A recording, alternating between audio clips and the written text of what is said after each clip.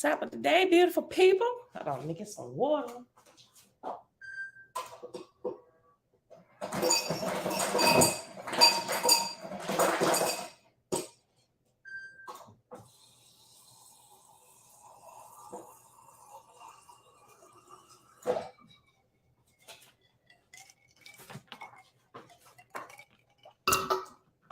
All right, y'all. Happy Sunday. Happy Sunday.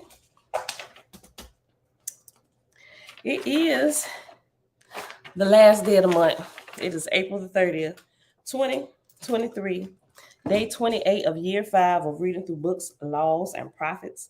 Another 5-year consecutive day count. It is day 1411. Today we're going to pick back up in the Nazarene book of Genesis on page 188.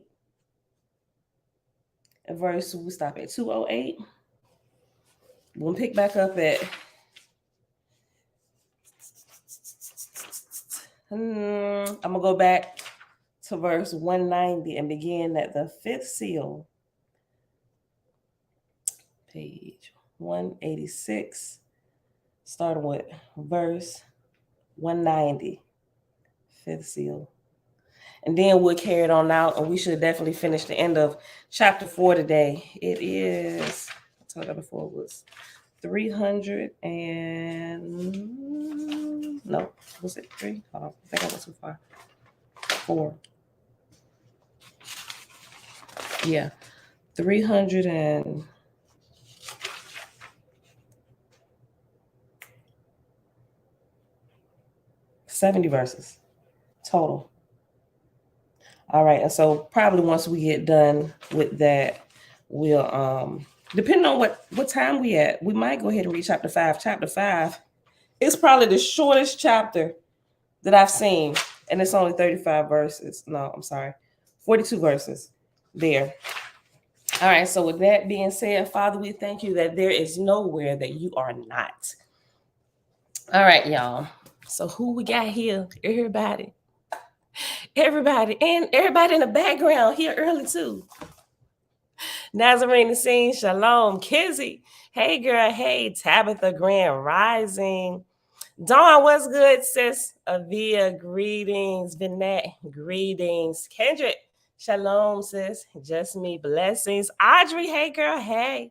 Mom, Shalom, Shalom. Cousin, Shayla, hey girl, Grand Rising. Jamil, peace.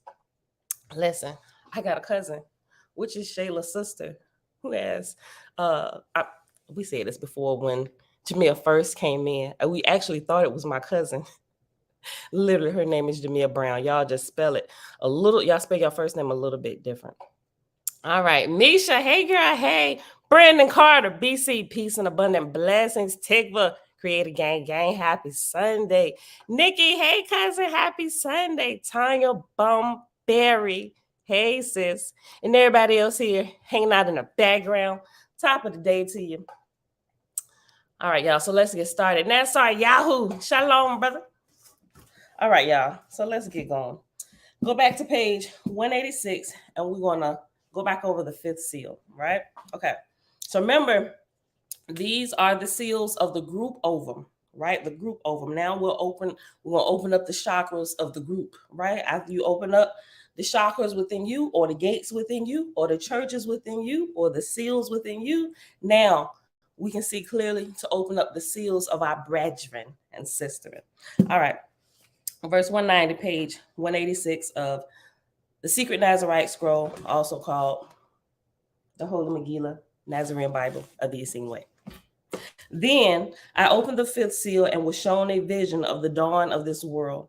I beheld 2 angels in the sky of this new world, one the angel of holy work, the other the angel of life, and they began to dance with each other in the sky above the earth. Lo, as they danced, they held hands. Yea, his hands danced with her hands. And in the motion of their dancing hands, his gift for the children of earth merged with her gift. His gift was the gift of holy work. Her gift was the life force. And when merged, their gift to the children of earth was a great invitation to a great blessing. And the great invitation was to dedicate one's life force to holy work. And the great blessings was the bliss that belongs to each man and each woman who performs their true work. And I beheld a possible blessed future wherein mankind was blessed by the great blessing. For behold, in this great civilization, each child born was encouraged to discover the work of his or her heart.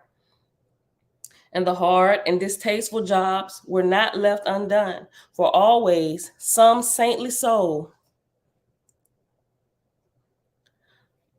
For always some saintly soul felt called to do even the most difficult task for the good of the community.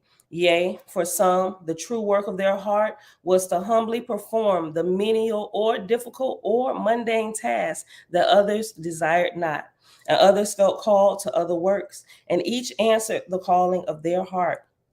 Yea, the life force of each was dedicated unto holy work. And lo, the life force was cultivated by cultivating life.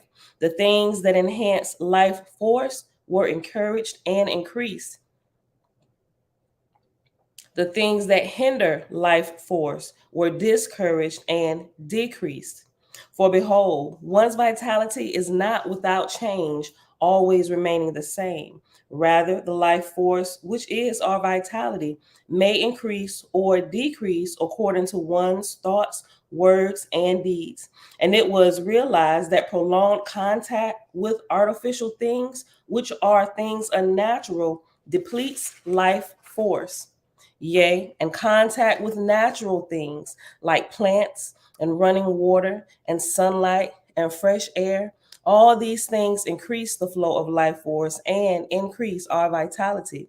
And it was realized that the more life force one has, the more life force one may share with others. Wherefore, life force was cultivated so as to increase that it might be shared with those in need. And this was why the great healers of this great civilization could heal by the laying on of their hands, for from their hands emanated life force. Yea, the hands, yea, from the from the hands of these holy people came healing and comfort, and from their work came abundance, enlightenment, and manyfold blessings. And manifold blessings. Let me read the whole verse over, verse 212. Yea, from the hands of these holy people came healing and comfort, and from their work came abundance, enlightenment, and manifold blessings. Truly, this was a blessed civilization. But behold, I saw that the present path of mankind was not the blessed path unto the blessed future, but a twisted path of loveless toil and artificial life. And I was shown a vision of the future to which this present path will lead. Behold, this was a future of wrong work for wrong reasons. Yea, the people toiled long hours at work, but they worked not for love, but for wealth.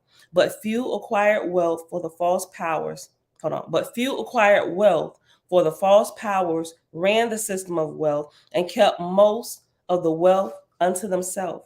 Wherefore the people were unhappy, for they worked for wealth, but acquired little more than food and shelter. They dedicated not their work to Yahweh, neither did they perform the work of their heart. And from their work came forth many abominations, poisons, weapons, and other hurtful things. Sheesh. Hold on. I need something to raise this up a little bit higher, y'all.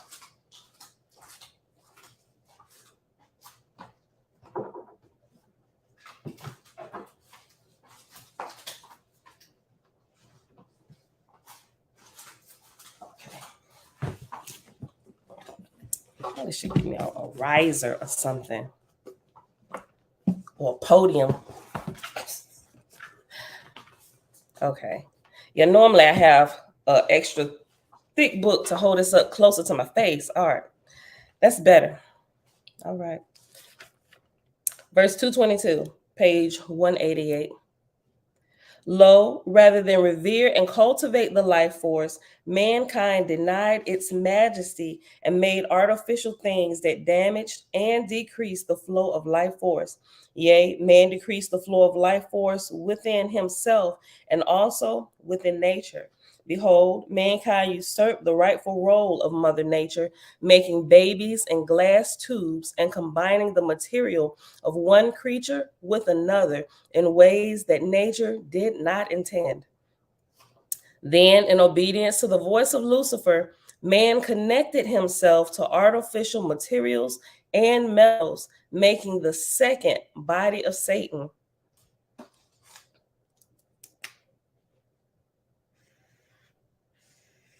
And the people embraced these bodies, for they were promised great miracles of healing and enhanced performance. And for a time, the great promises seemed true.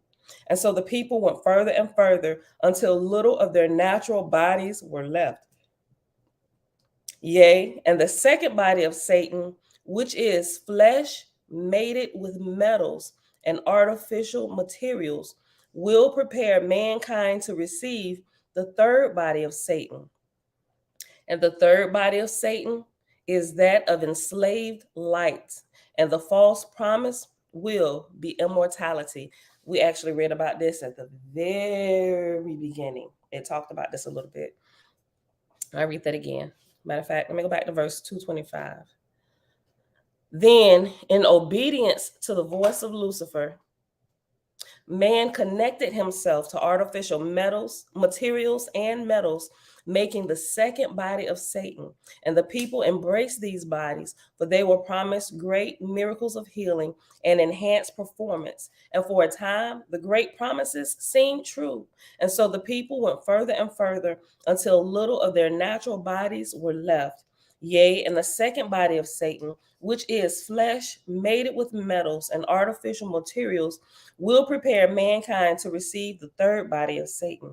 And the third body is that of enslaved light. And the false promise will be immortality. Lo, I saw that those who refused the body of the beast were at first simply mocked, being called the naturals. Then they were penalized at work, for lo, they who enhanced their natural bodies could perform great feats of productivity. Kind of seem like using some AI stuff, right? This is just a little bit. Then verse 233. Then behold, the naturals began to lose parental rights, being accused of harming their children by denying them enhancement.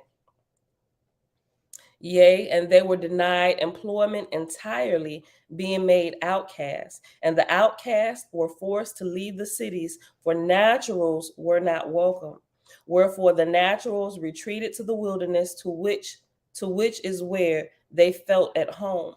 For they are the few who still loved nature and cultivated the life force.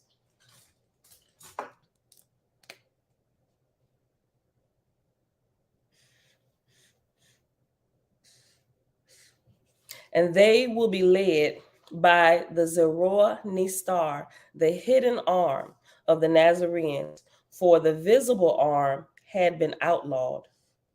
And the hidden powers behind the false powers were the first to take the third body. For behold, Lucifer had promised to make them living immortals, wherefore they did his bidding. And then I opened the sixth seal, and was shown a vision of the dawn of this world.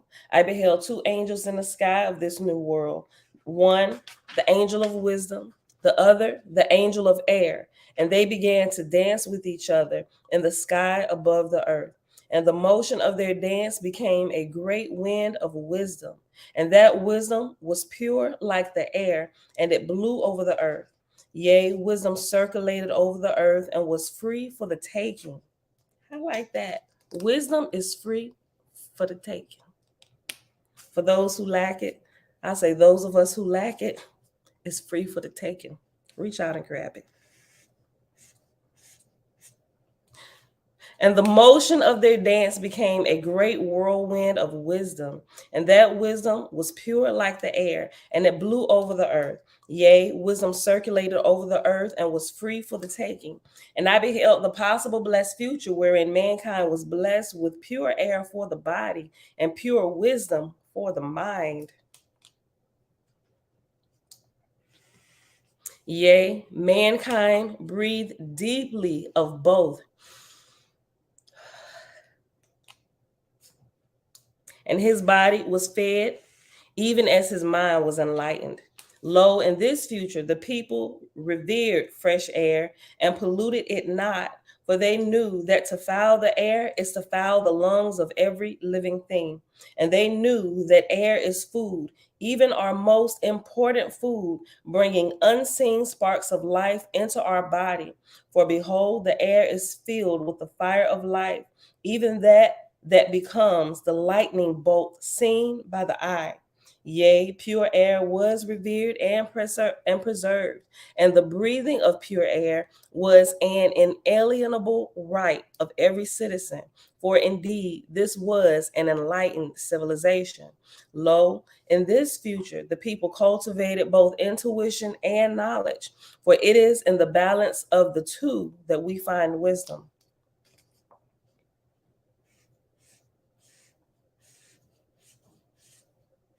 Lo, in this future, the people cultivated both intuition and knowledge, for it is in the balance of the two that we find wisdom.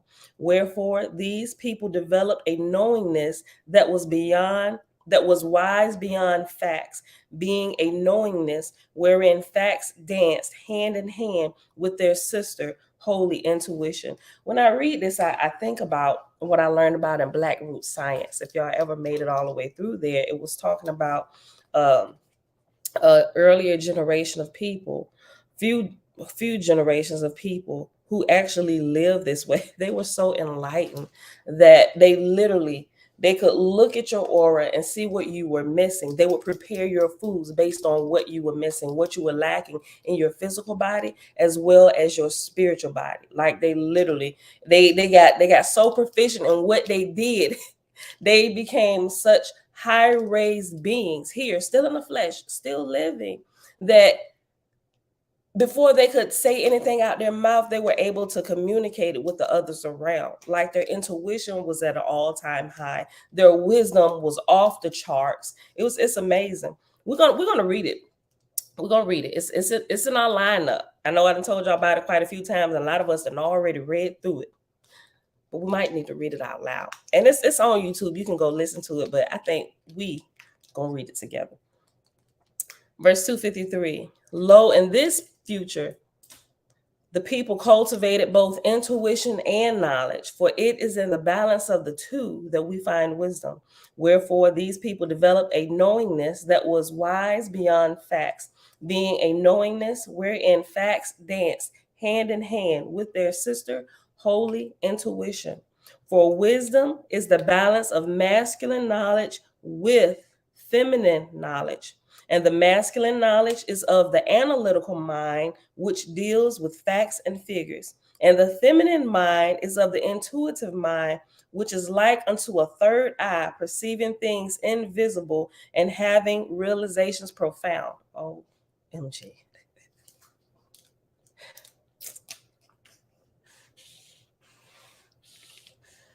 Let me read that again. For wisdom is the balance of masculine knowledge with feminine knowledge. And masculine knowledge is of the analytical mind, which deals with facts and figures. And feminine knowledge is of the intuitive mind, which is like unto a third eye, perceiving things invisible and having realizations profound. I would get into a bunch of business talk, but it makes it really, really clear now about some different changes that I've observed with different businesses, even places where we lack in our own business and trying to develop it further. Because if one piece is missing, everything kind of just goes to pot. My business included. Listen, so we have to have a good balance. The masculine and feminine has to be fully engaged. Oh boy, listen, I'm gonna read that again. And I'm gonna read it again for me. For wisdom is the balance of masculine knowledge with feminine knowledge. And masculine knowledge is of the analytical mind, which deals with facts and figures. And feminine knowledge is of the intuitive mind, which is like unto the third eye, perceiving things invisible and having realizations profound. Shucks, we can even see that even with the mating together of man and woman and how he carries the numbers. The woman brings the creativity and multiplies what was given. The woman multiplies the seed. It's the feminine energy that calls the multiplicity of things given, right? It causes it to flourish. Oh, Lord, have mercy. And each man and woman of this blessed future did revere and cultivate both the masculine and the feminine. For behold, the one without the other is like unto a bird, but having one wing that cannot fly. Ain't that the truth?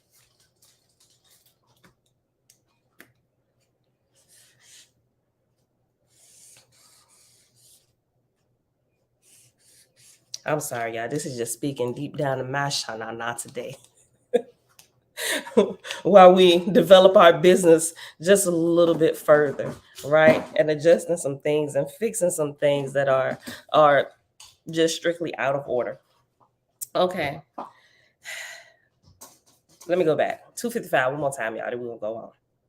For wisdom is the balance of masculine knowledge with feminine knowledge, and masculine knowledge is of the analytical mind, which deals with facts and figures, and feminine knowledge is of the intuitive mind, which is like unto a third eye, perceiving things invisible and having realizations profound. And each man and woman of this blessed future did revere and cultivate both the masculine and the feminine. For behold, one without the other is like unto a bird, but with one wing that cannot fly. Yea, the bird of wisdom has both wings of knowledge, the masculine and the feminine, and flies high. Behold, all important decisions of this blessed civilization was made in great wisdom. The counsels of the people reflected deeply on every decision, considering the impact not only on one generation, but seven. Yea, and the greatest seers considered the impact on 7 times 7 generations, and their wise counsel was greatly prized by the people. For the greatest seers were called prophets, and the highest counsel was the counsel of prophets. I spelled it wrong in my thumbnail. I'm gonna fix it. It's a typo, y'all. Y'all can't see it, but it's spelled COUNCIL. Okay. Yea, and the greatest seers considered the impact on 7 times 7 generations, and their wise counsel was greatly prized by the people. For the greatest seers were called prophets, and the highest counsel was the counsel of the prophets. And the prophets themselves sought the counsel of Elohim and Jah, and in that seeking was the greatest wisdom of the prophets. This blessed civilization invented not evil things that destroy or harm the health, and the things they created fouled not the air or land, and the people were healthy and happy. Yea, from their minds came forth blessed creations in harmony with nature, harming not the earthly mother or her creatures, for their minds were enlightened by the wisdom of Yahweh, and their world was blessed. But behold, I saw that the present path of mankind was not the blessed path unto the blessed future, but a tilted path of knowledge without wisdom. And I was shown a vision of the future to which this present path will lead. Lo, poisons filled the sky, and the people choked on the foul air, and the birds which had been plentiful became scarce, and false birds ruled the air. For every sort of thing that the mind of man could possibly conceive, he built. Yea, mankind created things with little or no concern for the consequences, for the main concern being the profit for the maker. and the consequences were often grave, leading to illness and death and the desecration of nature. Behold, not only nature was desecrated by mankind, mankind desecrated also himself. Yea, false foods and false sons made way for false bodies. Lo, even false brains were made. At first, the false brains were separate from the head of man. But then, behold, man began bit by bit to attach his head to the false brains. And the false brains were artificial, being not of nature, but man made. And the false brains were intellect without heart and knowledge without intuition. We can safely say that's computers. We can safely say that that's computers and AI and how it's developing. We can safely say those are false brains because it is built on the model of the human brain, but we're so much more powerful. We just don't know how to operate this computer, right? They teach you how to operate everything except for your own computer, which this was based off of. Imagine how this runs, how much faster this can run. And the false brains were artificial, being not of nature, but man made. And the false brains were intellect without heart and knowledge without intuition. For the reasoning of the false brains was flawed, being out of balance. And those who refused the bodies of the fifth seal were called the naturals, refused also to connect their minds to the artificial brains of the sixth seal. Yea, and they refused to submit to the master brain of the hidden powers. For behold, the hidden powers controlled an artificial brain that was the master brain of all the artificial brains. And all the millions of workers with false brains were linked to a master brain at their workplace. And the master brain of each workplace was linked to the master brain of each city. And the master brain of each city was linked to the master brain of each nation. And the master brain of each nation was linked to the master brain of the hidden powers, which was massive and buried beneath a mountain in the land of the eagle. We can clearly and safely say that the land of the eagle is America. Oof.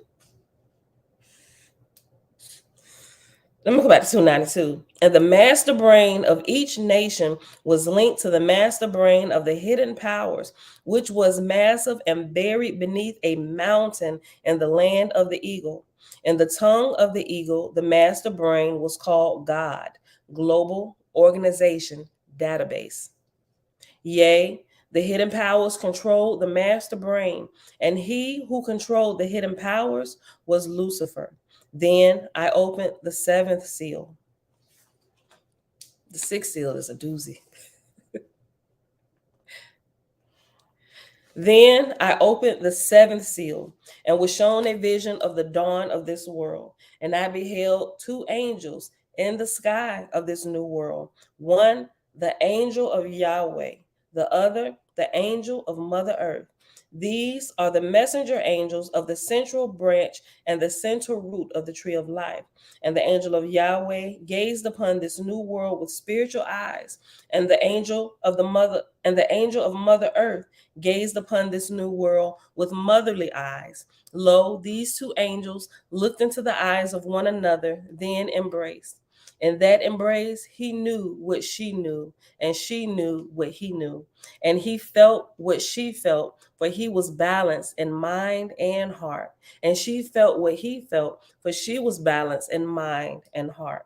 Together, they made love in the sky above this world. Then on land. Okay, from the kitchen to the bedroom. Together, they made love in the sky above this world, then on land. And this was the dance of spirit and nature. And the children of earth would inherit this dance within themselves. For behold, this blessing is the gift of the angel of Yahweh and the angel of Mother Earth. And together, these angels made a plan. And this plan was due to their awareness that the Luciferian powers would attack this world. Yea, for they had been warned by the Lord and Lady that this attack would soon come. For behold, they had counseled with the Lord and Lady, and with Abraham and Sarah, and with all the angels of the tree of life. Yea, they were prepared for the Luciferian attack that would soon come. Yea, and their successors would be prepared, for the angels of the tree of life hold holy councils together and with the Lord and Lady. Though prepared, they would intervene only to preserve the choice.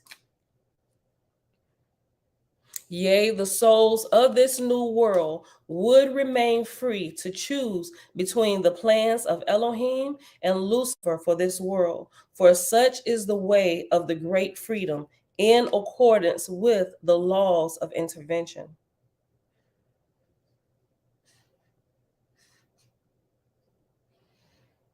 And I beheld a possible blessed future wherein mankind made the choice to follow Elohim and to reject Lucifer. And I knew that the great civilization that I beheld in my visions of the first six seals was but one civilization, the civilization that will exist whenever mankind chooses to make the choice for Elohim or the choice for Creator. Yea, once again I beheld the great civilization. This time, having opened the seventh seal, I beheld the dance of the people, which was the dance of spirit and nature. Yea, each child of this world heard the music of that dance within their own heart. For behold, the dance was within them, and hearing the music, they rose and danced according to the golden ladder, step by step. Y'all want to hear something freaking cool? Like it's real tiny, but it just sent me in a oh my gosh moment. Yesterday, when I was cleaning out my closet a little bit, right?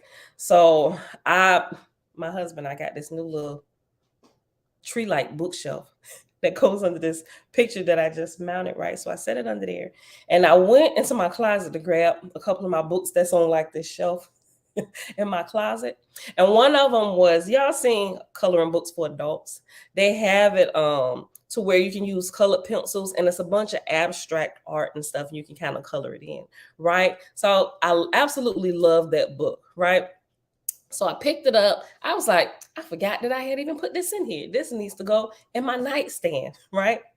So I grabbed it, and when I opened it up, it opened almost to the middle. But when I opened it up just to look at some of the art in there again, it opened up to a page. And guess what it had going across the middle of the page? Y'all will never guess. Somebody just try and guess. Y'all probably won't get it, but let me give you a hint. It pertained, like, I ain't opened this book since we moved here. We moved here last July. It's been almost a year since I laid my eyes on it. Well, I mean, I seen it in there, but since I actually picked it up, opened it up to look in it, guess what was written? It was a word going across two pages. Now, the abstract art was on both pages, but the word was going across both pages. And it has to do with literally what we're learning about now. Guess. Somebody just guess. Try and guess. Kings and Queens coaching group, shalom, shalom. Guess what the word is? Balance? Nope. One more guess. One more guess. One more guess.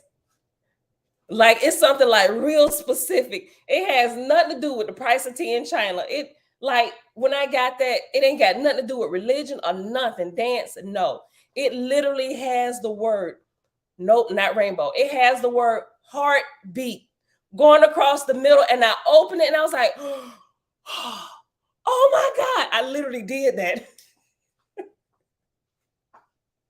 Because remember, the heartbeat, all the stuff we was learning about the heartbeat and the drum beat. Y'all, when I say that blew my mind, no, Tikva, it wasn't sex. That's the word is not long enough. Look. But that absolutely blew my mind, right? And I'm just like, man, this is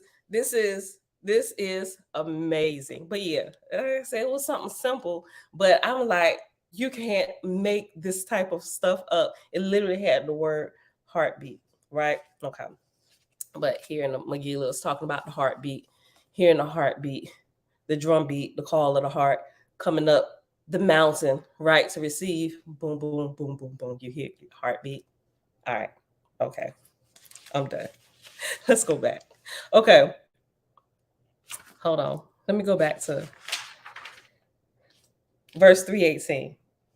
Yea, once again I beheld the great civilization, this time having opened the seventh seal. I beheld the dance of the people, which was the dance of spirit and nature. Yea, each child of this world heard the music of that dance within their own heart. For behold, the dance was within them, and hearing the music, they rose and danced, ascending the golden ladder step by step. Lo, eternal life as spirits, dancing with nature, is the great gift of Jaja and Elohim to the children of the mother ovum. Let me read that again. Lo, eternal life as spirits, dancing with nature.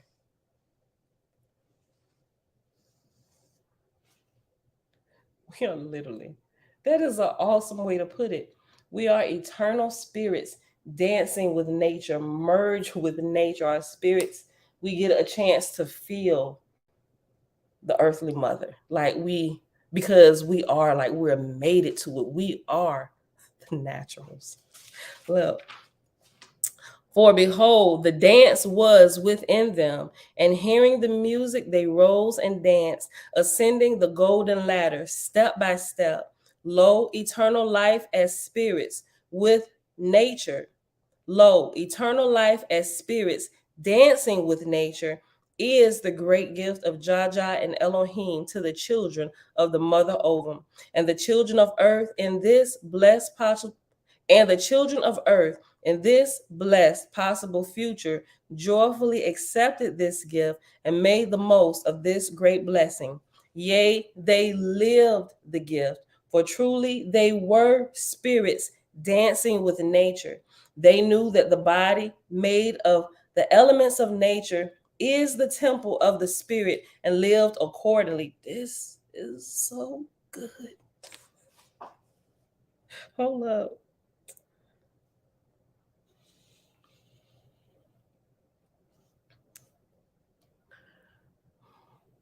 Zakar Yahoo, shalom, shalom. This does sound like Woodstock also. Could the hippies been onto something that got corrupted? Possibly, just me, right? They was just love everybody, love everything, love the animals, love nature. Oh my gosh, this is holy water. This is amazing. Yeah, they could have been. They really could have been. Verse 327. Let me go back to 325. Yea, they live the gift, for truly they were spirits dancing with nature. Lo, they knew that the body is made of the elements of nature. Lo, they knew that the body made of the elements of nature is the temple of the spirit and lived accordingly. Yea, they danced with the angels of the earthly mother and also with the angels of Yahweh, for they were centered in the tree of life, which was within them and all around them. And earth was a garden paradise, and spiritual enlightenment was a fruit enjoyed by all. But behold, I saw that the present path of mankind was not the blessed path unto the blessed future, but a path of both blessing and cursing. For it was not the path of choosing Elohim, but neither was it entirely the path of Lucifer. Lo, it was a mix of the two, but tilted toward Lucifer. And this tilting was due not only to the Luciferian attack at the inception of this world, when bad seed was mixed with good seed, but also to the choices of the children of earth. For many had made unwise choices, resulting in pain and darkness. And according to the great freedom and the laws of intervention, Elohim intervened just enough to preserve the choice. Lo, as I beheld the dark future to which the present path of mankind will lead, for any path tilted towards Lucifer leads not to pleasure but pain. I saw that the hidden powers desired to eliminate the choice. Those who are called, they who are called the hidden powers serve the cause of Lucifer, some knowingly and some unknowingly. And fearing death, they sought to make themselves immortal artificially. For believing the lies of Lucifer, they believed themselves mortal and desired immortality. Behold, the free gift of Yahweh is eternal life as a spirit. And dude, would you actually believe, y'all saw the movie, we talked about it a little while ago, where they can upload is uploads, I think it's just upload without the S. Somebody mentioned it here. Although I thought that it's a series, it's pretty cool. They can actually plan for their death ahead of time, and they can literally upload their consciousness to this mainframe. Like, do you realize they actually working on this for real? Like, they put it in a movie. Like, I'm gonna try and get a couple articles that I came across. I'm gonna have to Google it again and find it. But they're literally trying to develop this. Like, this is that false promise of immortality. Because if you listen here, if you upload your consciousness to the mainframe here, my G, how are you gonna grow past this realm? Like, you are literally agreeing to be stuck here, right? Yeah, when I give up my flesh, go ahead and upload my consciousness to this mainframe, homie, so I can always be here. You can transport me to you can put me in another body, a newer body, and we can just keep doing this for generations. We'll live out and take this body all the way till it can't go no more. We'll live up to our 80s or 90s, or you know what I think? When I get to I think the age 50 is the mark I want to go to. So every time I get to age 50, like, people just keep coming back between like the prime, probably like age 25 to 50. And every few years they changing bodies so they can just stay young. And I'm just like, this is utter foolishness. Some people believe that's actually what happens based on NDEs. That's crazy. It's crazy.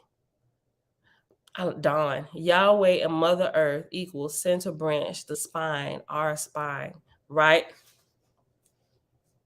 The seals, the chakras, the endocrine system. Yeah, all of that. Look, that's why I'm so super excited about this Hearth book. Hearth the Hearth book is a combination of the word heart and earth. The Hearth book, right? And it's like merging the two worlds. It's gonna be amazing.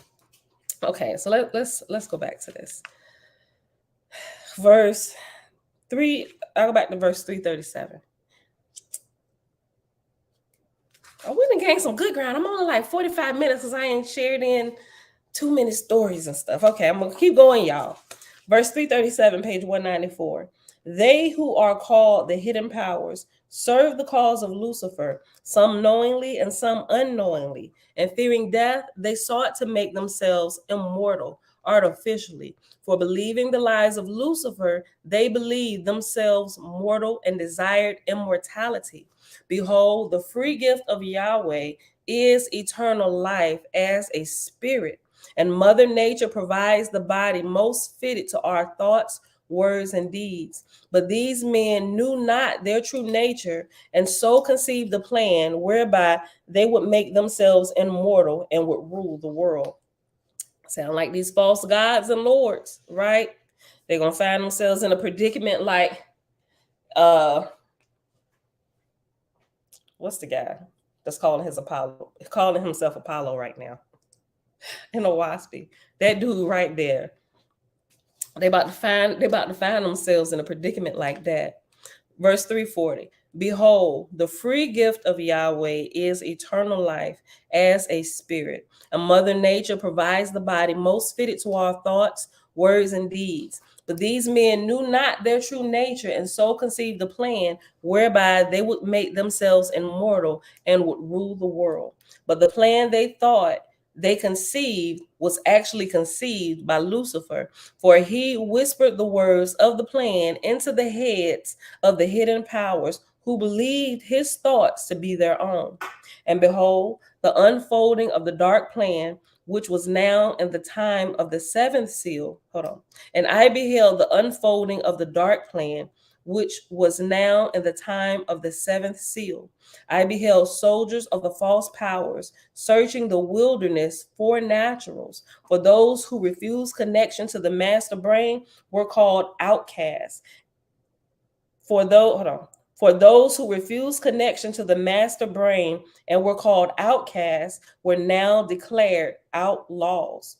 For that connection to the master brain, which had been optional, was now required because they had natural bodies. And because they had natural bodies, those once called the naturals were now called animals. And they were rounded up like animals by the artificials by order of the master brain. It sound like them Left Behind movies, because you don't take the mark of the beast, round up all the Christians. And they were rounded up like animals by the artificials by order of the master brain. Also persecuted at the time of the seventh seal were the partials. Also persecuted at the time of the seventh seal were the partials. These were those persons who had only partially enhanced their bodies, stopping short of connecting their brain to the master brain. And the partials allied themselves with the naturals in common cause against the master brain of the hidden powers. Lo, their allegiance was not of violence, but of non-violent resistance. For behold, Nazarenes of the Zoroastrian star were the hidden leaders of the resistance and do not sanction violence. This is amazing.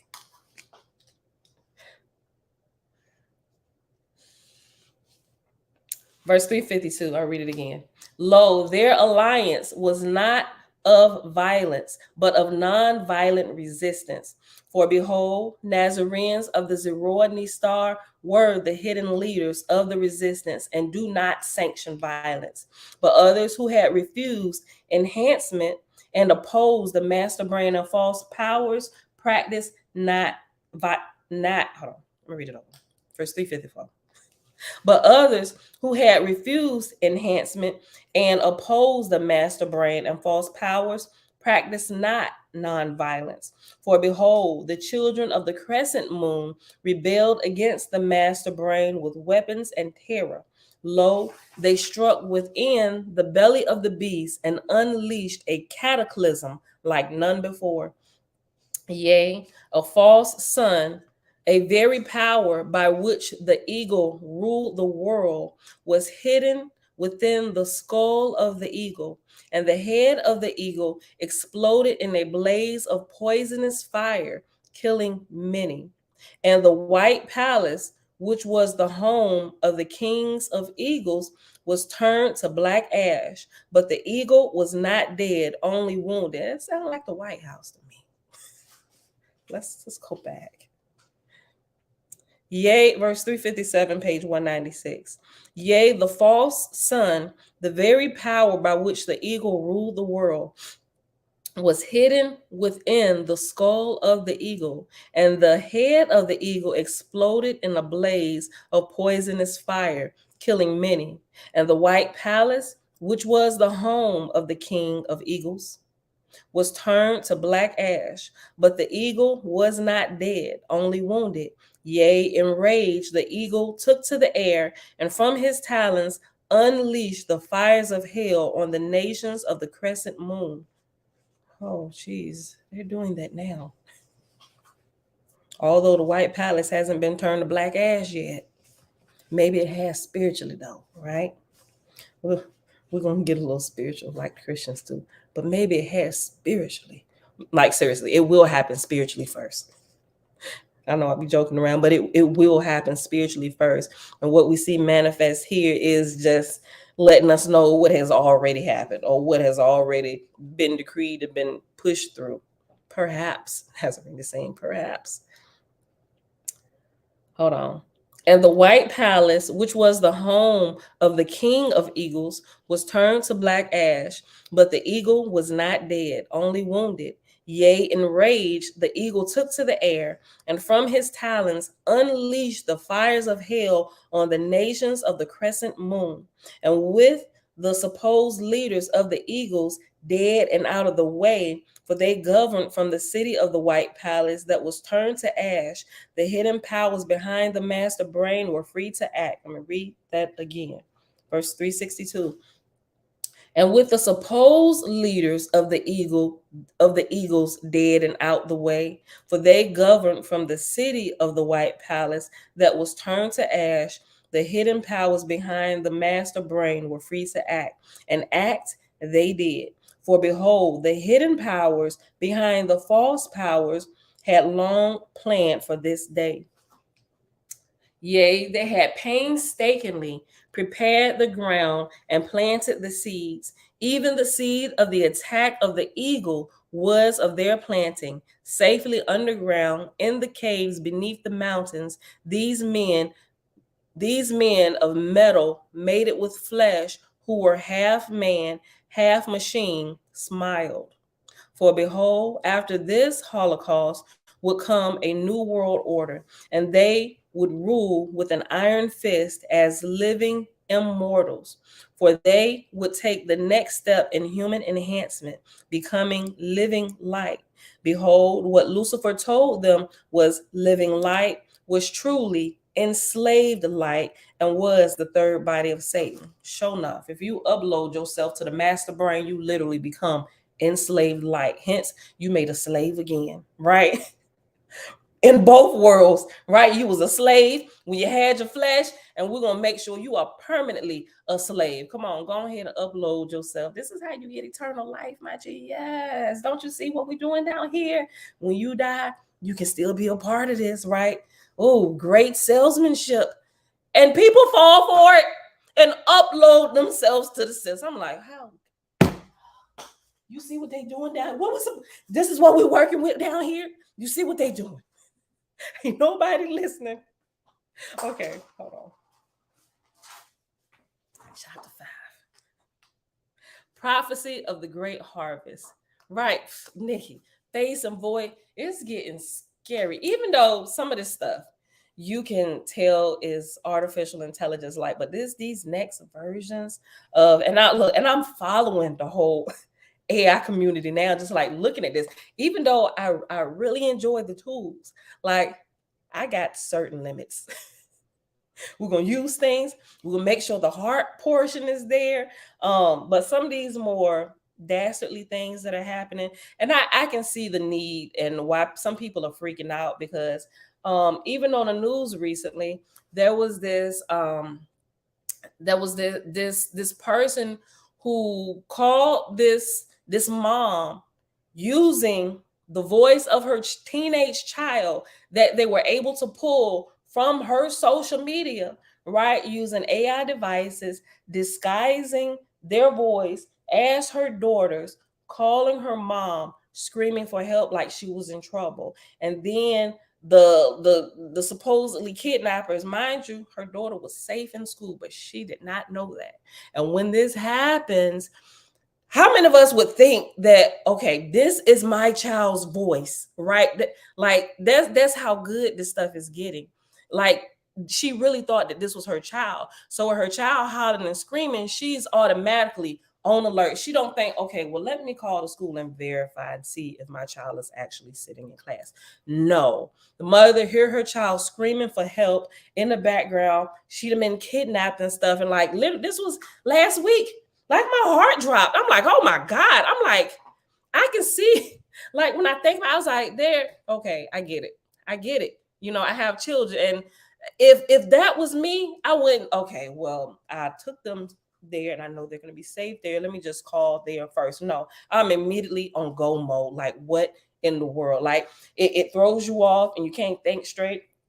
So, I mean, I can see there's just going to be nefarious people out here that's going to take and it's going to abuse these things and it's going to abuse people. So, I can see the need to distance ourselves from things like this, but I also see the need to actually understand what's happening as well, to be better able prepared for it, see how we can counter against it. You know, it's just it's better to know the strategy of your enemy than not knowing the strategy of your enemy. and being in the dark all the time. Like, so that's why I'm all for learning about it, use it where you can, but being able to recognize it, just like spiritually as well as going through a lot of this stuff. A lot of stuff we was just told to stay away from it because it's of the devil. It's literally like the same process that happens, and then we get scared. We don't go looking into stuff, and they taking things, using it against us in our ignorance and taking advantage of us, right? So I'm just like, no more of that in any area of our life, right? So I'm definitely going to be on the I'm keeping up with the AI community and what's happening there and how it's being used, because you have to, if you think it's the enemy, then you must know your enemy. Study your enemy. Don't other teams in sports, don't they study their opponent? Because if you study the opponent, they can't sneak up on you and get a win on your head because you were unprepared of who you were dealing with, right? That's my thoughts. All right, y'all. Tabitha said, the Bible readers missing out on so much information being stuck in the Bible alone. If they learn to read other materials, they might love their God and Jesus better. Books like Owaski and Megillah, I'm telling you, ain't that the truth? Right? Oh man. Animalistic nature, shalom. Oh, Dana, that's good. That is good. I had not thought about that. Oh, but listen, how many of us, like, if something that drastic happens, like, how many of us would even remember to even ask for the code word, right? But that makes sense though, right? Establish a code word for your kids. Look, I'm gonna do that. I need to talk to my children about this. That's good, right? Had the dream about this very thing today. Wow, Kizzy. There's so much more good stuff to read. There is. Listen, y'all come across stuff that I ain't came across, y'all let a sister know, because we'll put it in the lineup. Now, it takes us a little while to get through the material because, just because, we only got so much time that we can read. But we'll add it in the lineup. And depending on, we'll take votes and stuff based on, what it is, what we already understand, whether we want to adjust the lineup. Okay, this was the 5th book down the road. Do we want to move? We just finished the 3rd. Do we want to change places with the 4th book, the one we was going into next? Because I did that with a couple of little smaller ones, right? And we added stuff in, like before we started reading My Big Toe, a couple days before we actually began My Big Toe, the first part of the book, I came across the CIA document papers that was released about Hemi Sync, which were right on time, right? Because I had already listened to My Big Toe on my Audible, and I was looking into some of the stuff, so I was familiar with some things, but I did not learn about that document that had been declassified by the CIA until one day. Matter of fact, the first person I heard about it from was Yaki, right? He mentioned it at the end of one of his videos. It was like that video was almost 3 hours, and like the last 15 minutes of that particular video, he talked about that. And I'm like, what is this? What document is this? And I went searching for it. I don't think he gave the link, but he told you everything about it to where you could go looking for it and find it. And that's what I did. I'm like, oh my gosh. This is like, oh my gosh. Like, this just came, I would say, out the blue, but I know how things are aligned and our unseen brethren and sister in helping us. I don't think it was out the blue. I think it was put right where I could see it. At the time, I needed it for us to add that in, and it took us 5 days to read through that. We were literally supposed to start My Big Toe. Then I saw that, and I recognized the information in it based on me already reading through My Big Toe, the first part. I was like, before we get started, we got some new information that I think would be really needful and helpful for us, because now the government is talking about this and other people trying to make us think we crazy. They're actually running tests with this spiritual information, right? I'm just like, boy, if people don't wake up, if they don't see, I'm like, it's like people calling this garbage and calling it hoax, yet the United States has established another branch of the military called the Space Force.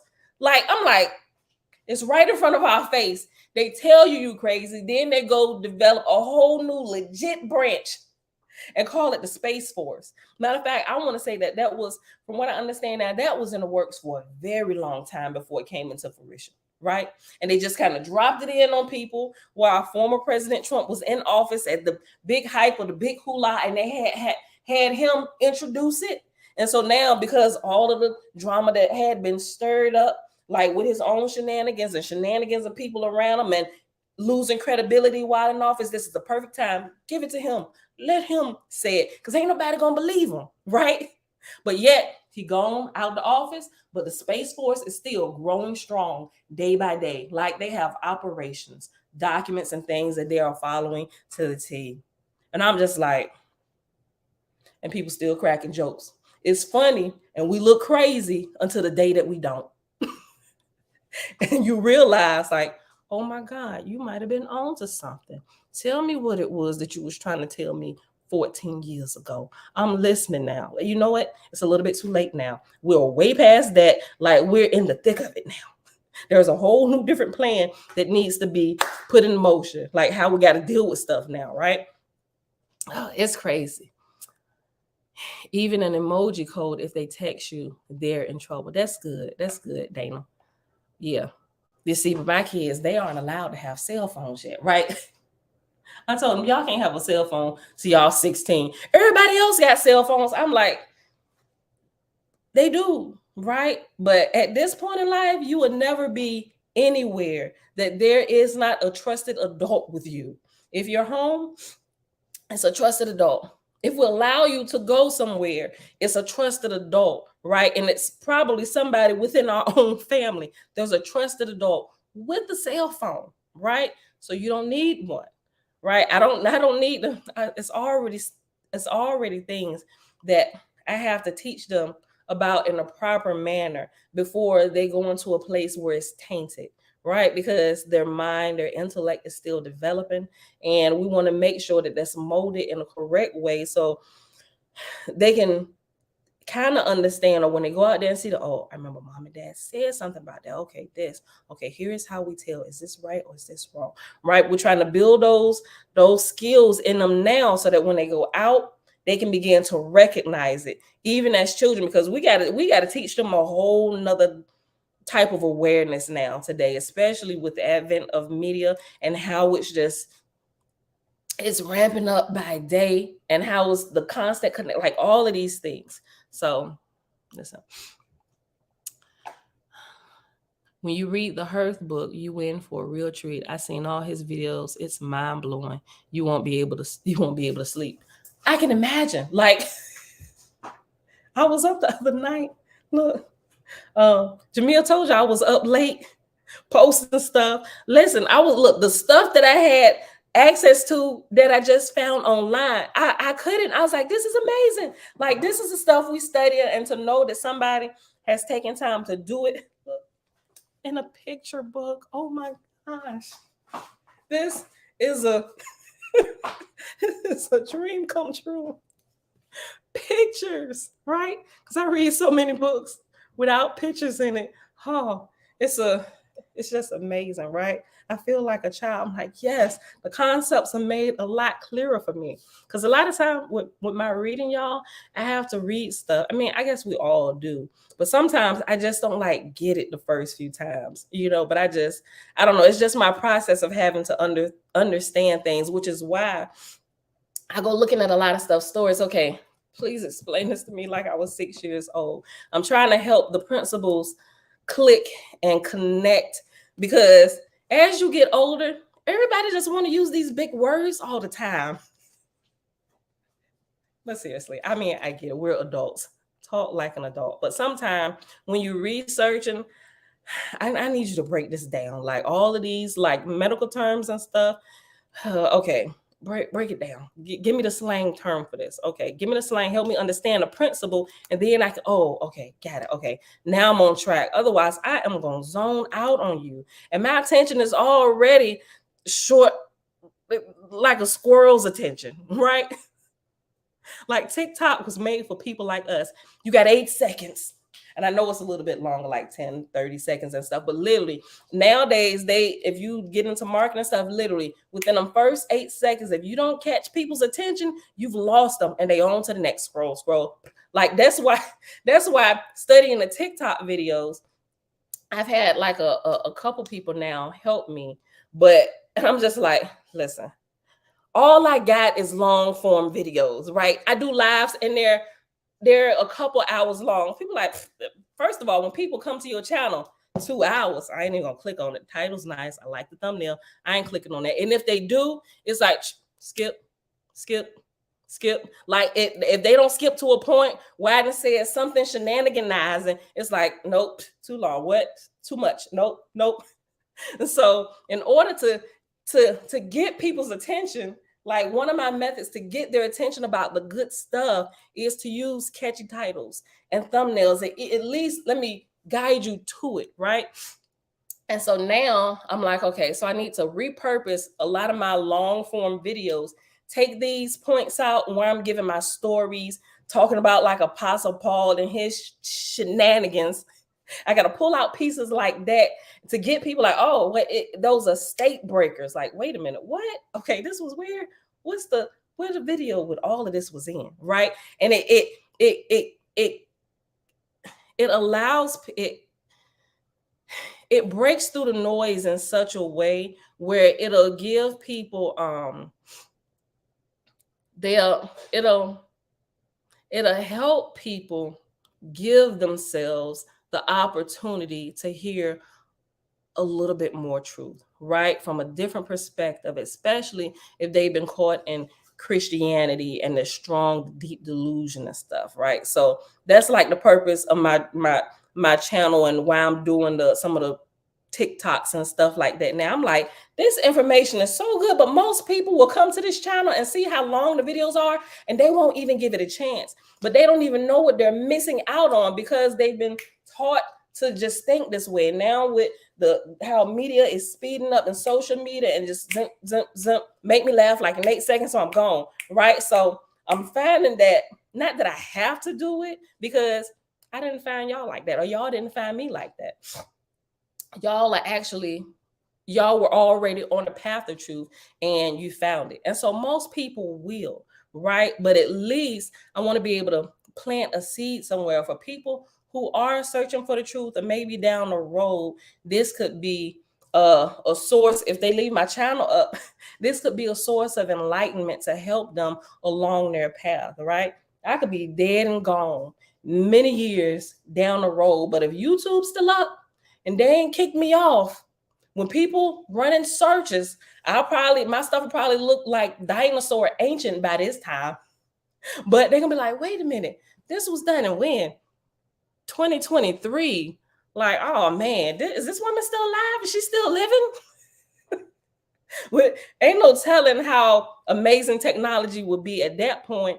But I'm trying to leave breadcrumbs along the road for people who will come down this path, or who are searching for this path, or who don't even know that in time to come they're going to be on this path that we've already traversed through, right? So I'm just thinking about ways just to leave bits and pieces of light here and there, so, but this, I don't know, it's great. Hold on.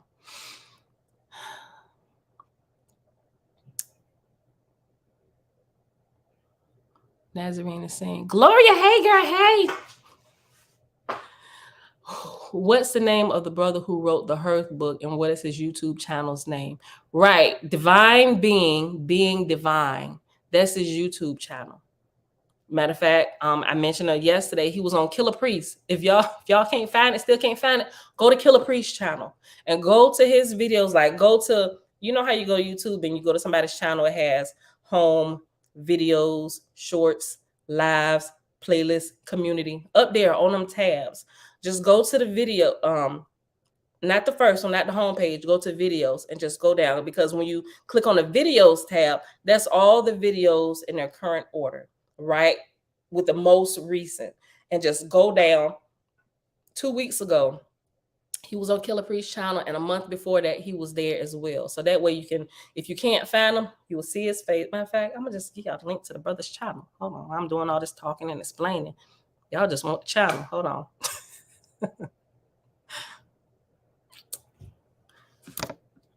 Somebody may have already put it down in there, but I didn't scroll down the comments yet. Hold on. I'm going to put it in here.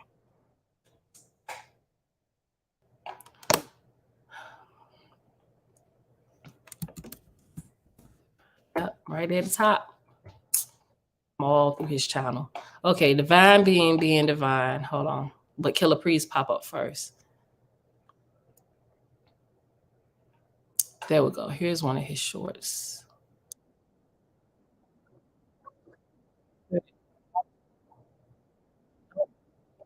Sorry, that's somebody else that did that. Hold on. Where's his channel? Hold on. He got shorts. Let me look for his shorts.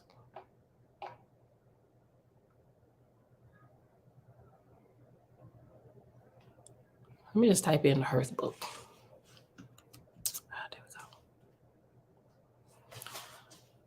There we go. There's his channel. Okay, if you type in the Hearth book, his channel, Divine Being Divine, pops up.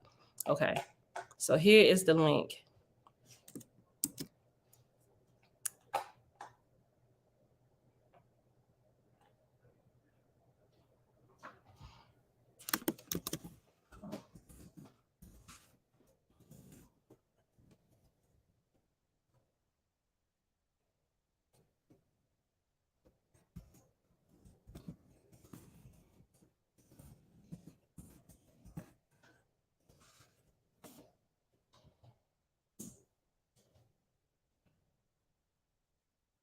Okay, that's his YouTube channel right there. The Hearth book, Divine Being Divine, right? Yeah, so go there. And he's done a bunch of shorts now, but he has videos.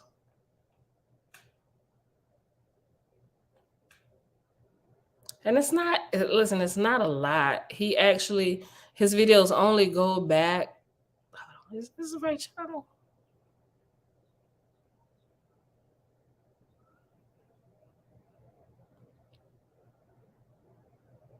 Yeah.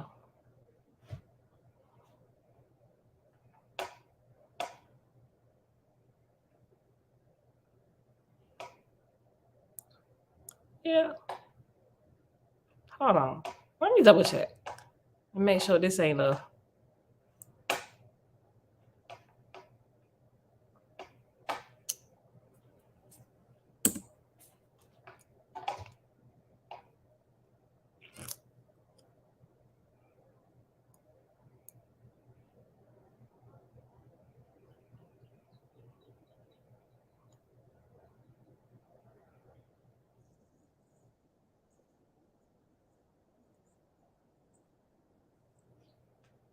Yeah.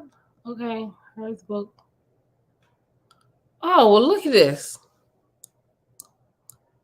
In here, in his what you call it, the book, Hearth book, available at Book Baby. It's my first time seeing this. I was just researching it, trying to find it, and I realized that Book Baby is the best place to get this from. Okay, so it looks. I'm just double checking this, y'all, making sure this is his authentic channel. I think it is. It's just the videos only go back to 2 years. But on if you go to TikTok though, if you go to TikTok, his name is different on TikTok. And there is way more videos on TikTok. Hold on. So I'm going to give y'all the TikTok.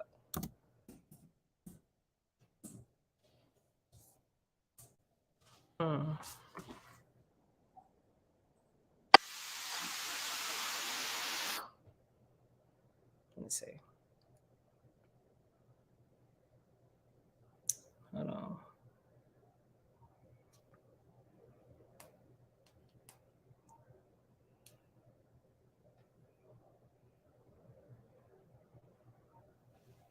I'm sure you've heard the term 100. It's called the Earth book. I'm assuming obviously the H is silent, right? Okay, if we're looking. So the book that you see. It's not embodiment. Hello, everyone. So today we're going to talk about flat Earth, as well as the true concept of an atom, as well as talk about Nikola Tesla's greatest discovery was the counter-rotating fields of magnetism. He understood that the magnetic field doesn't just come That is not his channel. out of the North Pole and it's people. A bunch of people start. A bunch of people resharing his stuff. Hold on. Understanding of what? That's not him. The plane of inertia. We were all. Let me go back to what I shared with y'all. What I shared with y'all. Let me go to my Facebook page, because that was his name. Hold on, y'all. I'm getting it together. Hold up. See if somebody.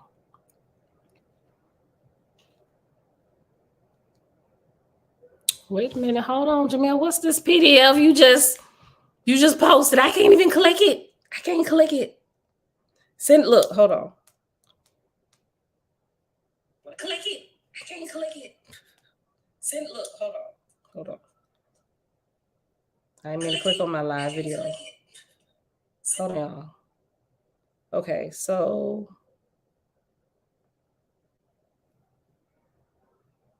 Reels. I'm trying to get his name. Where it? The group. Okay. Sorry, y'all.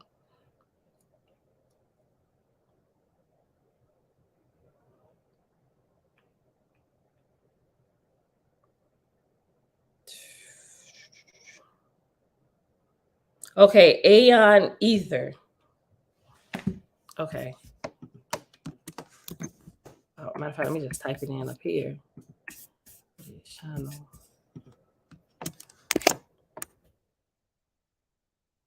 AEONA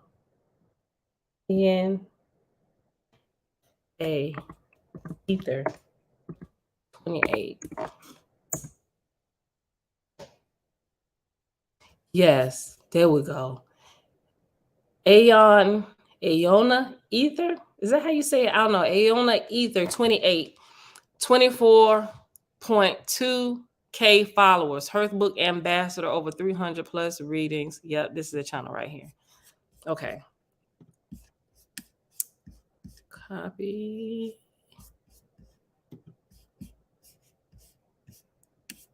Yeah. There we go. Got it.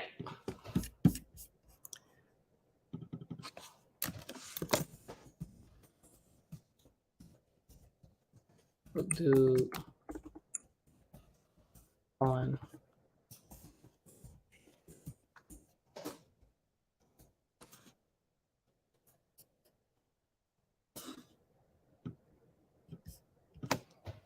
Okay. There you go. So he has way more snippets there, more than what's on YouTube.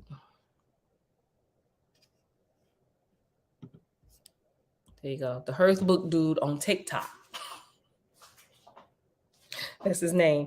So his name is different on TikTok. I haven't even looked on Instagram, but that I go to TikTok. All the videos that he's done is there for the most part. So that's where you can get them little snippets, and they're in increments of ranging from a minute to 3 minutes. I don't think there's anything longer than 3 minutes on his TikTok with all the stuff he did. And this is this young guy right here. Him. Hold on. Continuously relive these can't really see it. This guy right here, that's him. You raise yourself above them, which is another reason why some of us might have been sent back down here to help the collective. Okay, so you know what? Yeah, this is the video right here. Look, this is the video where at the end of it, he's talking about reincarnation, and his understanding is a bit different from ours today. So, but this is still a snippet of a bigger thing. So I would like to see it in its fullness, just to make sure we ain't taking what he said out of context, right? So, but that's all his information right there. All right, beautiful people. So let's finish this. I forgot where we was at. Oh, did we start this yet?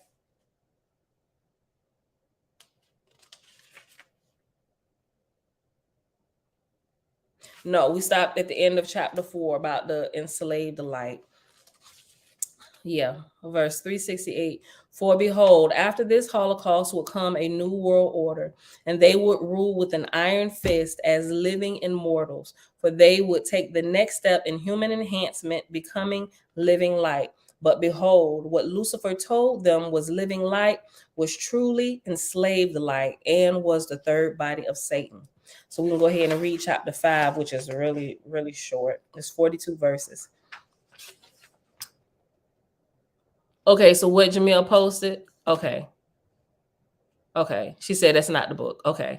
She said, yeah, that's not the book, y'all. I'm deleting the link to not cause confusion. Okay. All right. Thanks. Thanks for checking that, y'all. Okay. All right. So remember the Hearth book. Did we post it in here today? The link, book, baby. Okay. Yeah. Jamil posted it. That's where you go to go get it. The Hearth store.bookbaby.com/book/the-Hearth-book. That's where you go get the legit copy. If you check Amazon, I warned y'all about Amazon and the shenaniganizers that's selling it on Amazon. I ain't gonna call them shenaniganizers, but according to the reviews, it would make me think they're shenaniganizers. A few people have tried to order it through there. Some people did actually get it a couple months later. I think there was one person that said they got it 2 months later. Another person said they got it like 3 months later.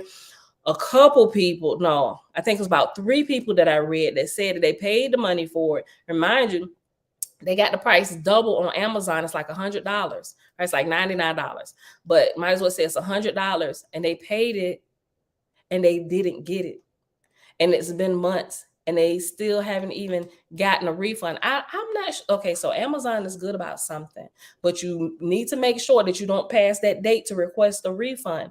Even if it said your stuff was delivered and it wasn't delivered, because I've run into a couple of things, and that's something I know Amazon is good about. If you say you didn't get your stuff, if it's damaged, they got the process where you go in the back and fill it out. Didn't receive it, damaged, whatever, not what I expected, ordered by mistake, and they're good about giving you your money back. You can get it as a credit, or you can have it put back. Matter of fact, they'll give it back to you as a credit, and you can transfer it to your bank account, whatever. But they're good about it. So I'm warning you, if you want to take the chance on ordering it from Amazon, and I trust Amazon, but for this particular one, because of the reviews, I just did not want to take that chance with a book that was $100. So I was like, there has to be another place that's selling this. And lo and behold, the place that he even says to get it from is Book Baby. So get it from Book Baby, and from Book Baby is half the price. It's $59 on Book Baby, right? And there's shipping and handling costs or whatever, but get it from Book Baby. Until he puts it on Book Baby, I'm gonna recommend going to Book Baby to get this. All right. Okay, y'all. Look on our Facebook private group too. Great. Thanks. Kissy. Why am I crying right now? Oh my God, I'm so weird. Look, I be thinking this. Y'all see, I be reading sometime, and it just comes out like, oh my God, I wasn't expecting that. And the ugly cry be about to come out. Y'all hear my voice. I'm like, what is going on? Stop it. Like my flesh. Hey, I ain't gonna say my flesh has a mind of its own, but it is. It's literally, it's my flesh who's a sentient being, and also my spirit, right? And I know it's gonna sound weird, like I'm on some bipolar type stuff, but it's 2 of us here. Like seriously, but it's connected, it's made it, and sometimes it want to do what it want to do, and sometimes we just got to bring it under control. So it's right, Don. Look, Kizzy, it's our heart. It's the heart part added to this intelligence here, right? So yeah, we learned how to control it, right? Because we take him back. Look, we didn't kick Jesus out the driver's seat, bro. Give me my wheel back. Jesus is not taking my wheel. You see the accidents he almost got us in. I'm just joking. Some people, I'm gonna lose a couple more subscribers. Joking on Jesus. Weird is awesome. Well, some weird is not so awesome, depending on who the weirdness is coming from. Because some weird, I'm like, bro, you weird. Just a happy person. But yeah, I believe as we're growing and developing spiritually, our like hard walls and hardness of heart, all that stuff like breaks up, and it lets us know that, hey, something is happening here, right? So truth, ooh, that's good, Tabitha. Truth is a purging factor, right? And sometimes we need to just let the tears flow, we really do, because it's a cleanser, it's the river that runs through us, right? Sometimes the dam has broken. Ain't got nowhere to go but out, right? So it's good, Kizzy. It's good. I feel you, sis. Okay, let's read this chapter 5, and then we're gonna pause. Okay. I just saw something. I just saw something about tears. That's what caught my attention. Okay, it's in verse 21. All right. Balance is weird. Oh no. Kizzy, you have a beautiful heart. Balanced weird. I like that. Balance. We're balanced weird, right? Creator gang. Creator is undefeated. All right, y'all. Chapter 5, page 196. Prophecy of the great harvest. Lo, I, Enoch, could bear to watch no more of the future folly of mankind. I closed the book of life and shedding tears. We're just talking about tears, right? Look. Lo, I, Enoch, could bear to watch no more of the future folly of mankind. I closed the book of life and shedding tears of shame for mankind. I asked the angel who had told me to open the book, O holy angel, can mankind repent that he will inherit the blessed future? Or is he doomed to continue his present path, which leads to the dark future? The angel replied, the book of the future has blank pages waiting to be written upon.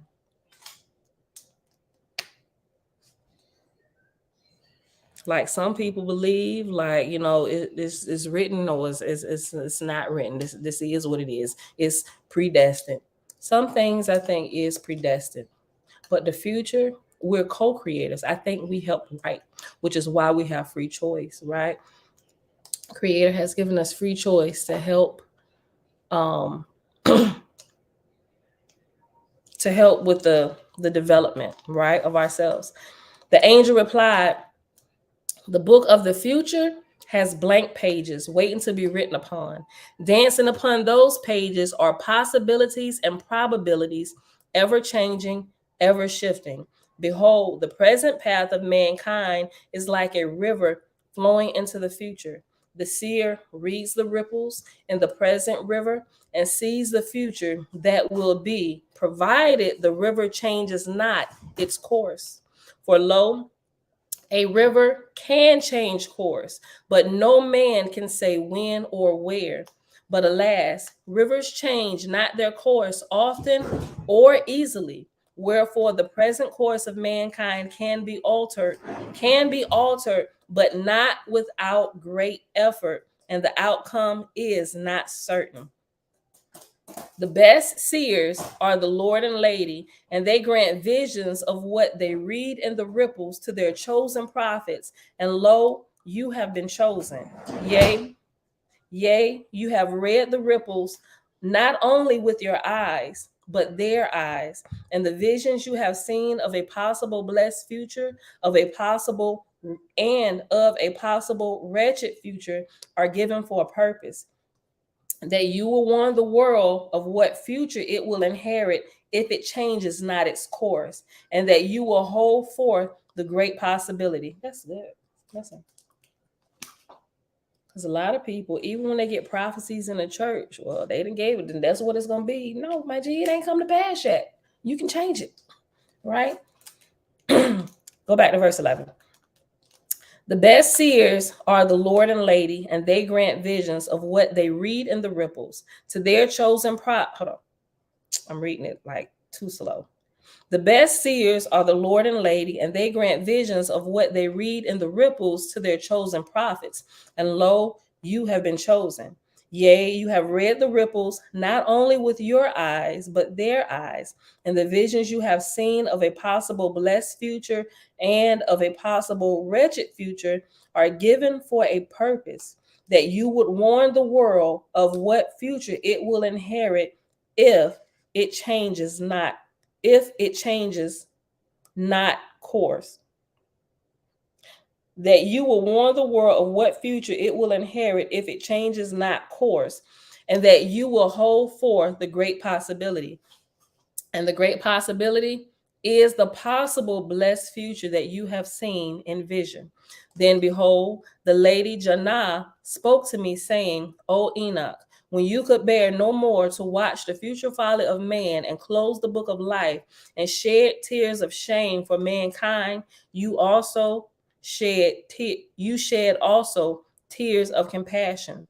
And every tear of compassion shed for mankind adds to the river of the present and influences that river.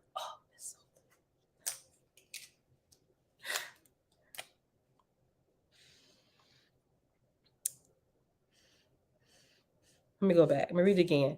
Verse 15. Then behold, the lady Janah spoke to me, saying, O Enoch, when you could bear to watch no more of the future folly of man and close the book of life and shed tears of shame for mankind, you shed also tears of compassion. And every tear of compassion shed for mankind adds to the river of the present and influences that river. As your tears of compassion fall into that river, behold, new ripples appear. And think not that I speak merely of human tears, which are physical tears shed by physical eyes. Lo, the tears of compassion are spiritual tears shed by spiritual eyes and are the water of life. Behold, the water of life may take many forms and touch on the cheeks of those who need comfort, a piece of bread given to a hungry child, a spiritual teaching giving to a sincere seeker. All these are pure drops of living water. This is amazing. I gotta read it again. Listen. Hold up. Go back to 18, y'all. Listen. Dawn, right? Look, Kizzy. You done added to this river, sis. Look. Prince, shalom, shalom. Listen. Oh my gosh, listen. You can't make this stuff up. And I was busy talking about the stories and all the stuff that we had gotten off on a tangent on for like the last 20, 30 minutes. Then we started with tears, right? Not even realizing that we was about to get into the tears. And then I flipped the page to see how long it was. And a tear caught my, I'm like, wait a minute, hold on. I just saw tears that caught my attention. Not realizing we was about to talk about tears. Listen. Verse 18, page 197. And let me just go back to verse 15. I'm gonna go back to 15. Listen.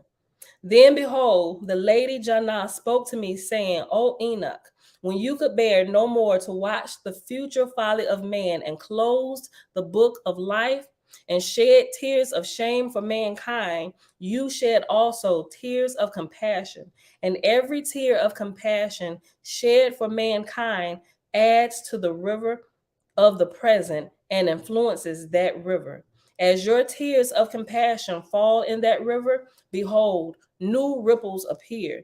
And think not that I speak merely of human tears, which are shed by physical eyes, and think not that I speak merely of human tears, which are physical tears shed by physical eyes. Lo, the tears of compassion are spiritual tears shed by spiritual eyes and are the water of life. Behold, the water of life may take many forms: a touch on the cheek of one who needs comfort, a piece of bread given to a hungry child, a spiritual teaching giving to a sincere seeker. All these are pure drops of living water. Boy, the water of life, the tears of compassion. Wherefore, think not that you are called to sit and mourn, crying human tears or of despair or sadness. Lo, the living water, and lo, hold on. Let me start over. 22. Wherefore, think not that you are called to sit and mourn, crying human tears of despair or sadness. Lo, be living water and bring joy to those that mourn. Even so, from time to time, you may witness such folly that you will be moved to shed tears of sadness. If so, be not ashamed, for even the Lord and Lady have shed such tears. And having shed such tears, behold, we continue our work. And in that work, our joy is restored. And in your work, Holy Enoch, your joy will be restored. Behold, when you could bear to watch no more of the future folly of man and close the book of life, wherefore you saw not what came next. I tell you truly, Enoch, whatever the future of mankind, even if it be the dark one from which you turn your eyes from which you turned your eyes.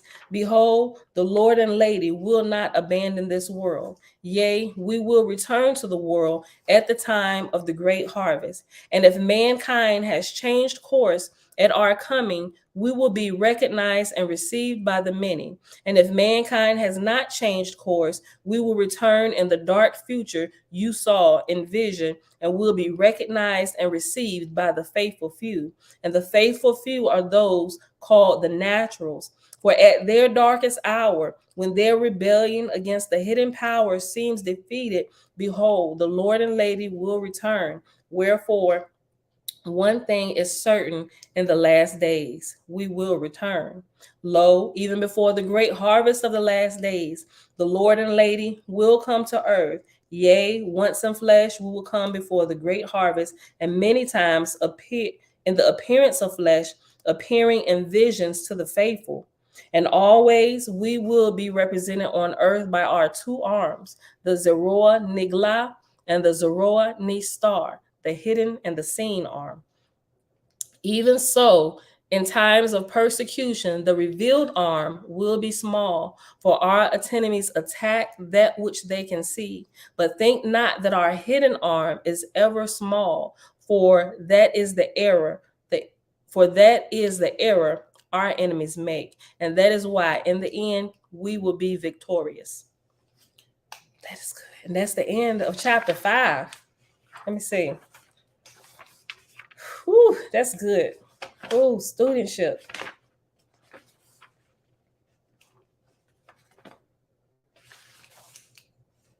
I think we're going to pause. We're going to pause. But it's Sunday, though. So maybe I'm going to ask y'all, because I got time. My hubby's still sleeping. The kids ain't came. Bella done came down here. But it is quiet on my end. I don't know what y'all got going on over there. Sunday is like the day right now where we can go like all in. But I'm going to let y'all choose. Y'all want to get into a little bit more into chapter 6? Chapter 6 is long. We may not read it all, but if y'all want to read for a little bit longer, I'm game. I'm here. Y'all let me know. Oh, shoot. We almost done. It's chapter 6 and chapter 7 that's left. Oh, look, in chapter 7 is literally only 6 verses, and then we start the book of Hanukkah. The revelation of the Ark of the Covenant and the ascension of Enoch. What y'all want to do? Read. Let's go. Okay. Hold on. Let me see. Let's see what Bennett said. Bennett said anything, but they ain't say nothing. Bennett be like, wrap it up, B. But look. I can always count on Bennett to say stop. Look, I had to scroll up. Look, I had to check in. Hold on. Look. Please pause. Listen, it's hard to stop the flow of a river.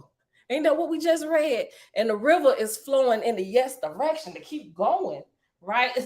That is hard to kick against the pricks. So today, just a little bit longer, right? Just listen, look, look, we got to ask Vanette. We got to ask my mama may I? Look, Vanette. Can we ask your blessing to go on just a little bit longer? Look, I done already decided in my mind that we're going to keep going, but I just, Tigpa said Vanette can come back and catch what she missed. Right, look, I'm for flowing with the river. Well, not all rivers, like the religion river, I done hopped out of that. Like, I'm like, I'm going in the opposite direction. Like, bro, no, almost trying to get that. Look, like seriously, I'm on purpose going up like sis. That looks like insanity to us. No, why don't you just flow with us? No, it's the cliff is right there. Y'all don't see it. Y'all all, let's go. That river I don't flow in anymore. Let's go. For those who can't stay, should we stop? Just me. You know what? Just me is also the voice of reason here. Like Vanette is like, mama, just me, like balance, reason. Some people like go off with their heads. They can come back. Look, for those who can't stay, should we stop? No one gets left behind. I can't just ignore just me either. Listen, let's vote. I mean, the votes is already in though. Like, but we should consider it. Let's just take a moment. Let's consider. Let's consider.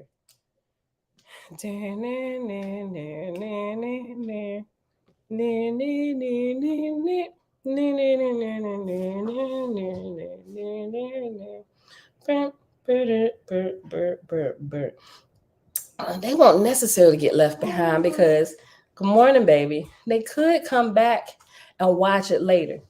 But I do understand how people like to be live with us because they can interact. It's more personal.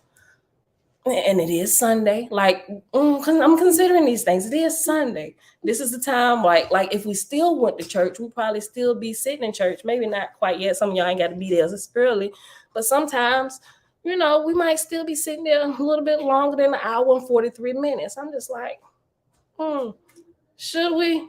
Should we not? Okay.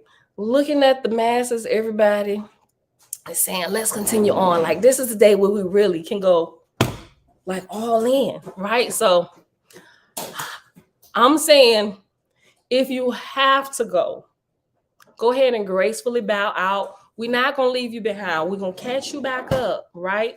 We're going to catch you back up because we're going to make sure that the recording is there for you. Make sure you come back to it at the hour and 44-minute mark. Just jump right to it. Zip, zip. You can go right to it and pick up where you left off, right?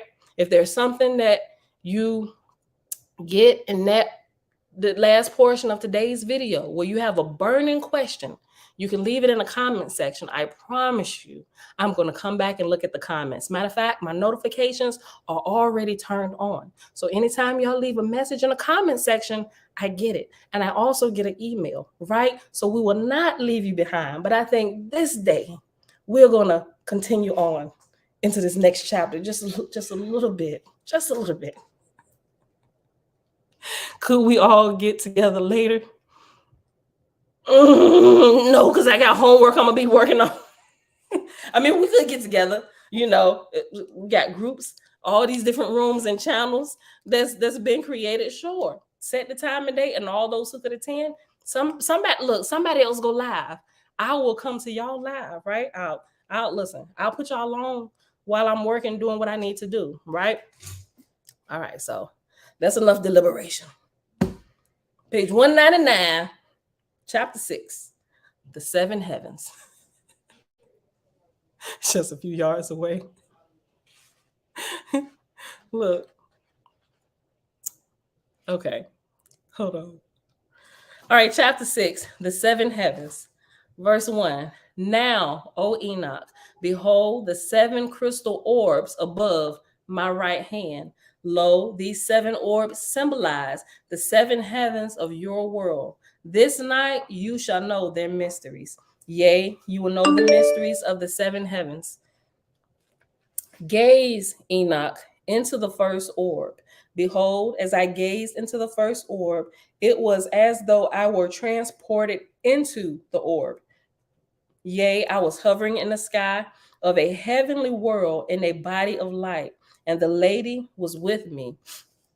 I asked, where are we, my lady? Jannah replied, this world will be called El Cush, and it will be the new first heaven of the realm of your son. Yea, the holy mountain in the center of Cush will be raised to become the center of El Cush. For behold, your world was to be the first heaven of your son, but has fallen out of that, but has, hold on. Verse 11, for behold, your world was to be the first heaven of your son, but has fallen out of the heavens to become a contested world. Yea, except for the Nazarene homeland, which is the holy mountain in the center of Cush, your world has fallen. Wherefore the holy mountain shall be raised from this world and will be the center of the new first heaven. And we mentioned we see that happen all through Owaski with the different heavens that raised higher, and some of them drop lower when they descend and they taken over by false gods and stuff, right? They just keeps adjusting. Verse 13, wherefore the holy mountain shall be raised from this world and will be the center of a new first heaven. Lo, I beheld the new first heaven and the place whereat our holy mountain would sit, once raised from the fallen world, and the new heaven is beautiful and peaceful, even as the first Cush before the fall. Behold, this heaven is of rarefied atmosphere, and the cherubim who reside here are of a flesh that need not die. For those of the heavens have bodies, but not so dense as human bodies. Lo, their flesh radiated the gleam of light, and all of this new heaven is a beautiful garden, like the Garden of Eden before the fall. Yea, this garden is beautiful and a place of delight. The colors of the soil, plants, flowers, and sky are vivid and radiant. The scent of the garden is sweet and nourishing, and the trees bear all manner of delicious fruits. And behold, all who reside here eat only the fruit of trees, for their bodies are of rarefied elements and need not heavy food. And the animals are friendly, neither harming nor eating one another, eating only fruits. The air of El Cush is fresh and invigorating, like a food, and the water is pure and fresh and healing. Behold, as I gazed upon the blessed new first heaven of our son, my bliss turned to sadness as I considered the plight of the fallen souls of the fallen first heaven. Seeing my concern, the Lady Christ asked, O Enoch, would you not enjoy residing in the resurrected heaven? I replied, you know I would, holy Jannah, but can I be at peace in heaven if I turn my back on fallen mankind? I think not. The lady smiled sweetly, then spoke, blessed Enoch, if it were not for your compassionate concern for those that war in hell, you would be unable to ascend unto heaven. Yea, those that go of the hands, yea, those that let go of the hands of the fallen in order to grasp heaven for themselves, oh wow, will only grasp thorns. Oh, listen. Oh man. Listen. I feel a little bit convicted. This whole conversation that we just had, did we let go of the hand of Vinette?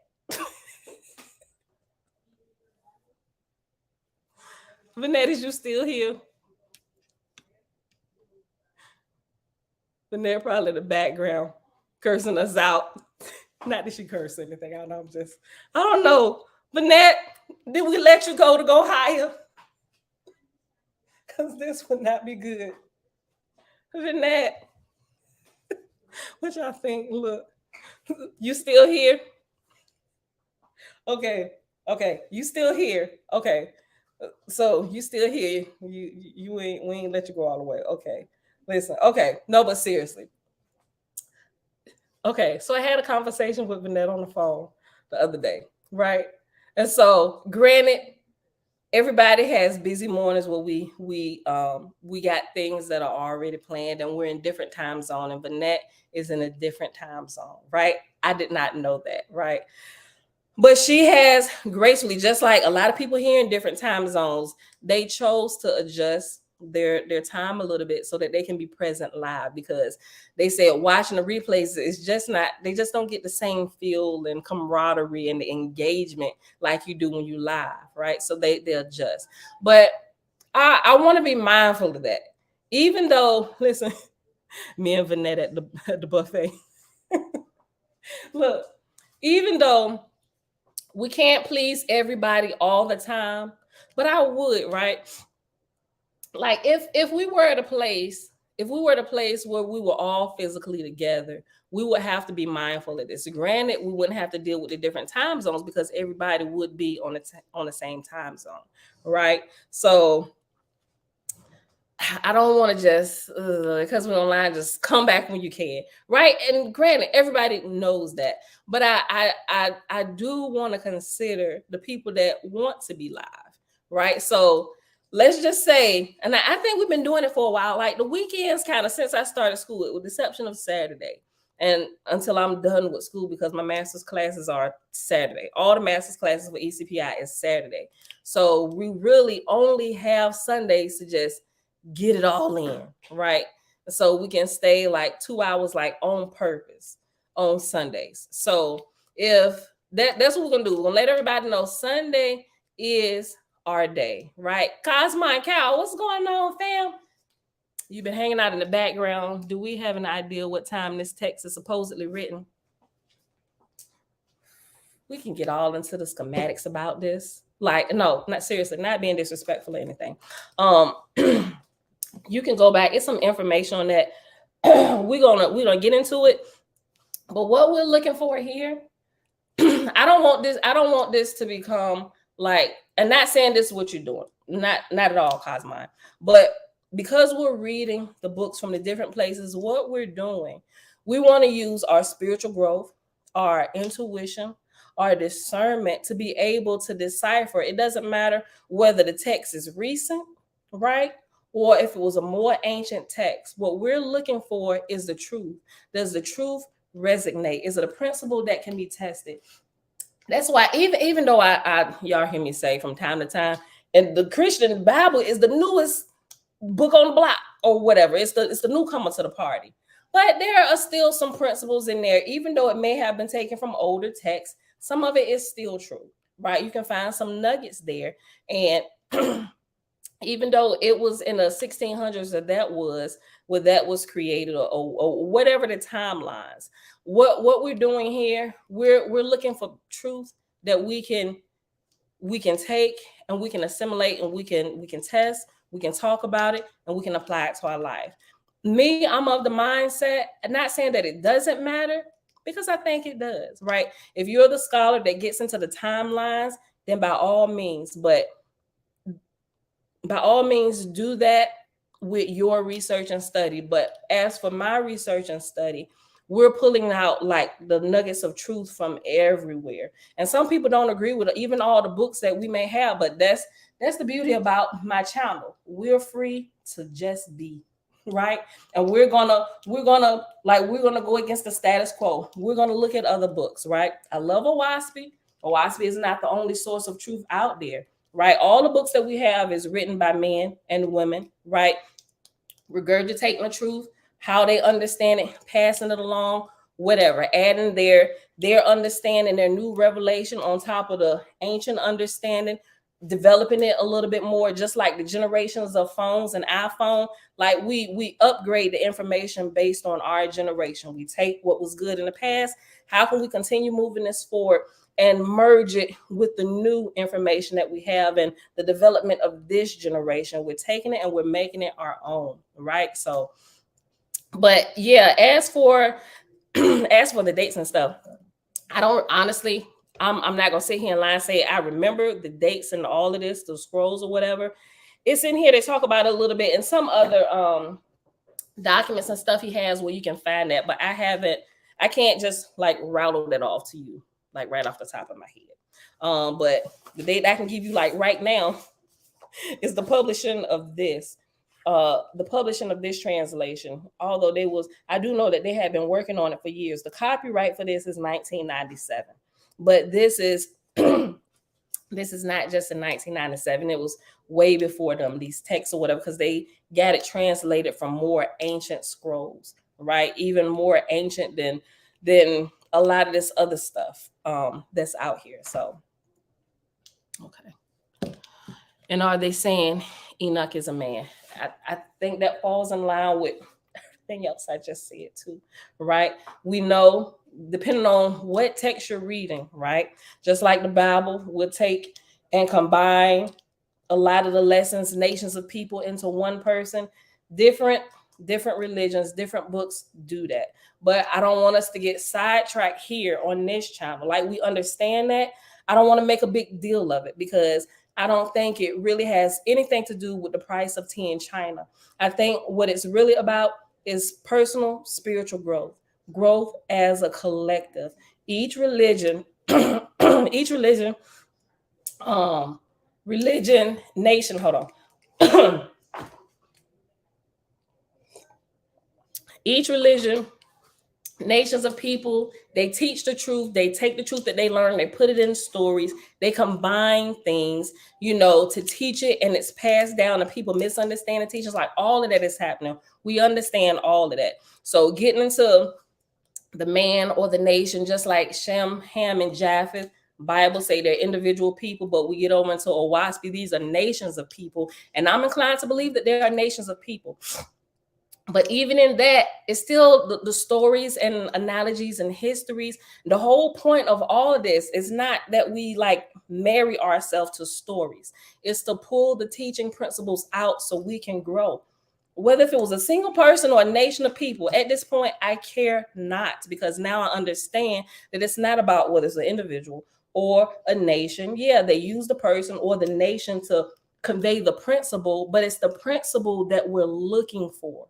Right? So whatever story we come across, the people, that's my outlook and take on everything. So, but yeah, but in here, it goes through and it's talking about Enoch as being a man, right? Because everybody, they go through this process, right? So, but he did, based on our understanding, we haven't even finished reading it, but he becomes an enlightened being, a Christed one, someone who has climbed the tree of life within himself, unlocked all the seals, like all of these things, right? So, but some of that stuff we kind of read already. So if you go back, I'm not sure if you have a copy of it. Probably not yet, but just kind of go through it, just like we do. We take everything, like I said, we just learn how to read it in a way to where I'll just say a way that's conducive for our growth, right? I don't want to get stuck on harping on terminology and words and all of that stuff, because that tends to slow down my progress. I get it, and those balance a lot. Those discussions and points are valid a lot of time, but my path of growth and how I'm doing, I'm like, okay, because sometimes that tends to slow us down, and we want to harp and we want to argue whether Jesus was even alive or not, and that's just an example, and that has nothing to do with the price of tea in China. Just like what Apostle Paul did, right? He came and he changed the doctrines of the true person, and now the entire religion is off key for the most part, and now they're worshiping a savior who has been crucified in the blood sacrifices. But that is not at all what he taught when he actually walked the earth. He actually taught the ways of life and living righteously, right? Look at what I'm doing. I'm showing you how to do it. Don't worship me, but this is what we do, right? This is how you do it. This is how you walk on the paths of righteousness, right? And he was teaching a principle, some way that get all chopped and screwed up. And I see a lot of religions doing that same exact thing that Christianity do, right? Or that Christianity does. And I don't want to do that. And it's real easy to get caught in those traps. And I don't like those traps. So that's why some things I will absolutely stay away from, even though I'll enjoy the debates and everything and look at, because I get different points of views and I'll take that information.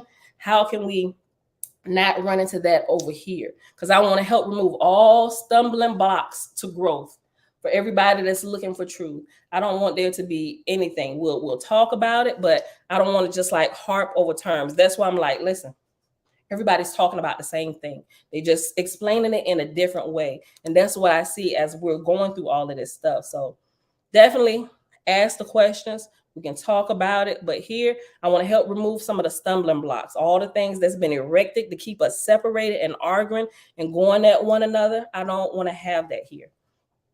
All right. So, but yeah, said all that to say, I don't know the actual timeline, the dates of, what was your question? Hold on.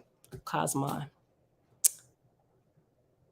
Simply because it's not like the main point of what we oh yeah, Cosmon. Yeah, we already know.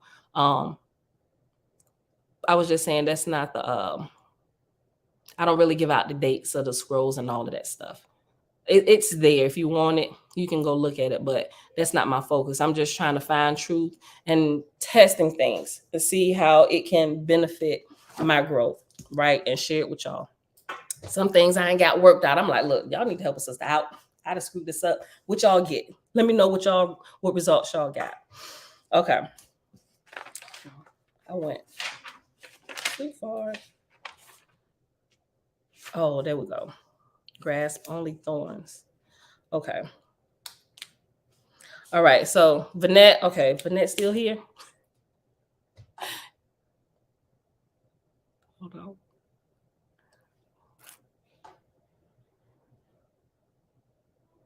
Okay, Vanette, listen, we ain't leave Vanette behind. She's still here. So where we at? We're gonna take about 10, 15 more minutes. And then we're gonna pause because this chapter is way too long just to finish it today. Okay, so let's go back. We're on page 200 and verse 30. The lady smiled sweetly, then spoke, blessed Enoch. If it were not for your compassionate concern for those that war in hell, you would be unable to ascend unto heaven. Yea, those that let go of the hands of the fallen in order to grasp heaven for themselves will only grasp thorns.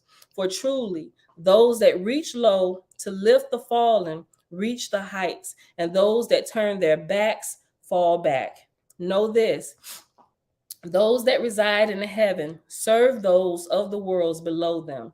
Yea, and those that reside in the new first heaven of your Son work to raise those of the fallen first heaven.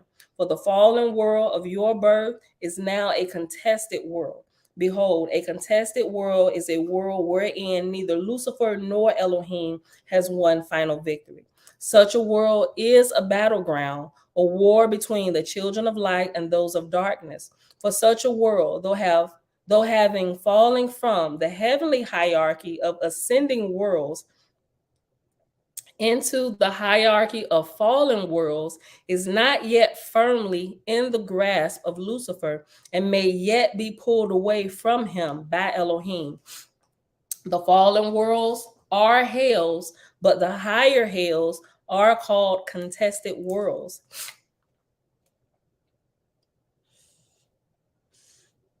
The fallen worlds are hells, but the higher hells are called contested worlds because Lucifer has but a weak hold on those worlds, and that hold is contested by the Christ family.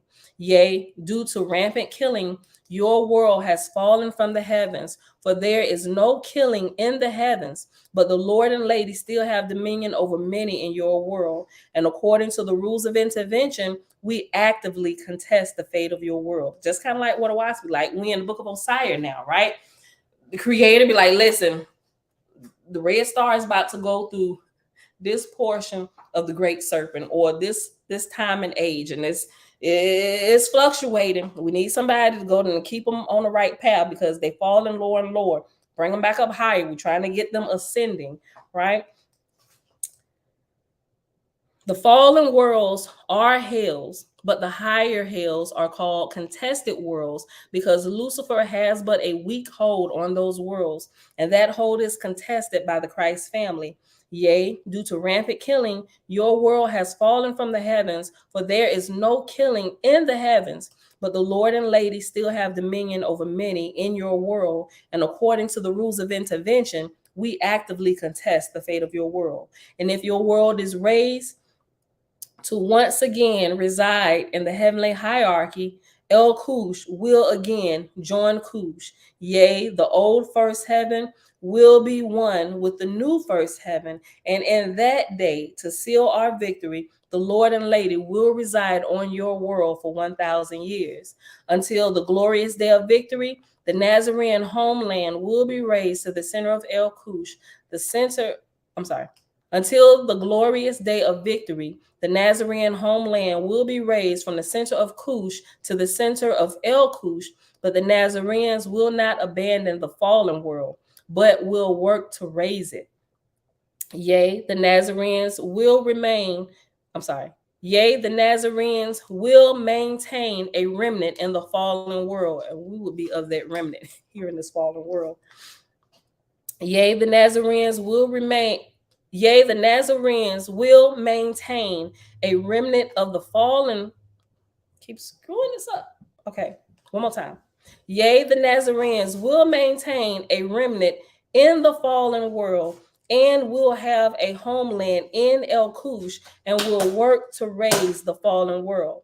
Behold, those who reside in El Cush, which is the first heaven, will visit the other 6 heavens of this sun for study and play and for certain rituals according to the will of Elohim. Because when we come online, we unlock all our seals. We literally become the walkers between worlds. Hey, let's go. We can readily go in and out of worlds, right? Behold, those who reside in El Cush, which is the first heaven, will visit the other 6 heavens of this sun for study and play and for certain rituals according to the will of Elohim. For each heaven was created for a purpose, and those that reside in a certain heaven must master the golden lessons of that heaven before residing in the next heaven.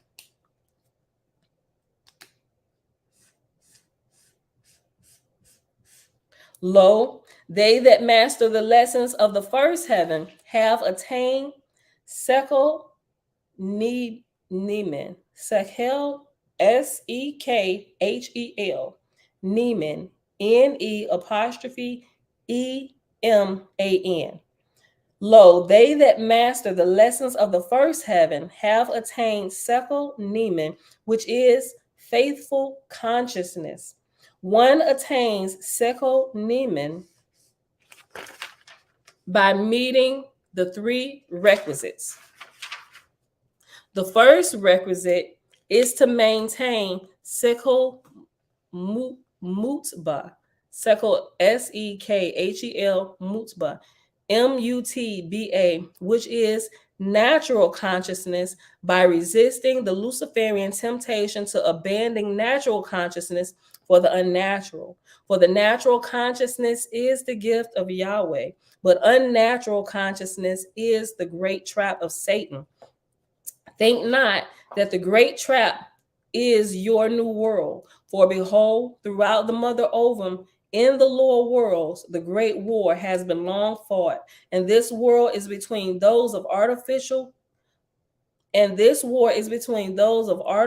consciousness, which is enslaved light, and those of natural consciousness. That war is confined to the lower worlds, for those of artificial consciousness cannot enter the rarefied atmosphere of the second heaven or higher. Yea, they are barely able to infiltrate the first heaven. Even so, from their uninfiltrated abodes, the Christ family of the higher heavens wage war against Satan, and your world is now a battleground. The second requisite of Sekel Neeman is to make adequate progress in Sekel Ha-Hergesh. Sekel, Sekhel, Ha-Hergesh, Hahergesh, The second requisite of Sekel Neiman is to make adequate progress in Sekel Ha Hergesh, which is progressive mastery of the consciousness of the senses. Lo, at the level of the first heaven, adequate progress is ritualized consecration of the senses to Yahweh through the devotional practices of the Nazarene religion of the Essene way. The third requisite of Sekel Neiman is the attainment of Ruel, Reuel, which is friendship with Elohim. Ruel is the fruit of discipleship. Wherefore, behold now the four pillars of discipleship. 1. Sincerity of motive. 2. Diligence in studentship. 3. Persistence through time. 4. Loyalty, absolute, even in hardship. I'm going to post that today, the four pillars of discipleship. And the four pillars support the roof of this heaven. And the name carved on the roof is friendship. And only those that attain this degree may enter the second heaven, for they have attained Sekel Neiman, which is faithful consciousness. Those that master the lessons of the first heaven attain the right to reside in the second heaven. In the second heaven, the cherubim work to attain Sekel Tahor, which is pure consciousness. Sekel, Sekhel, Tahor, Tahor. In the second heaven, the cherubim work to attain Sekel Tahor, which is pure consciousness. Behold, the cherubim of the second heaven practice strict spiritual disciplines of purification. Lo, they purify not only the body, but also the feelings and the mind. Wherefore they come to desire and seek only wholesome and good things for themselves and for others. And this is called Sekel Ha Chafutz Va Ha Mevukash. I'm about to spell it out. Sekel, Sekhel, Ha Chafutz, Hachafutz, Vaha Mevukash, Vehamevukash.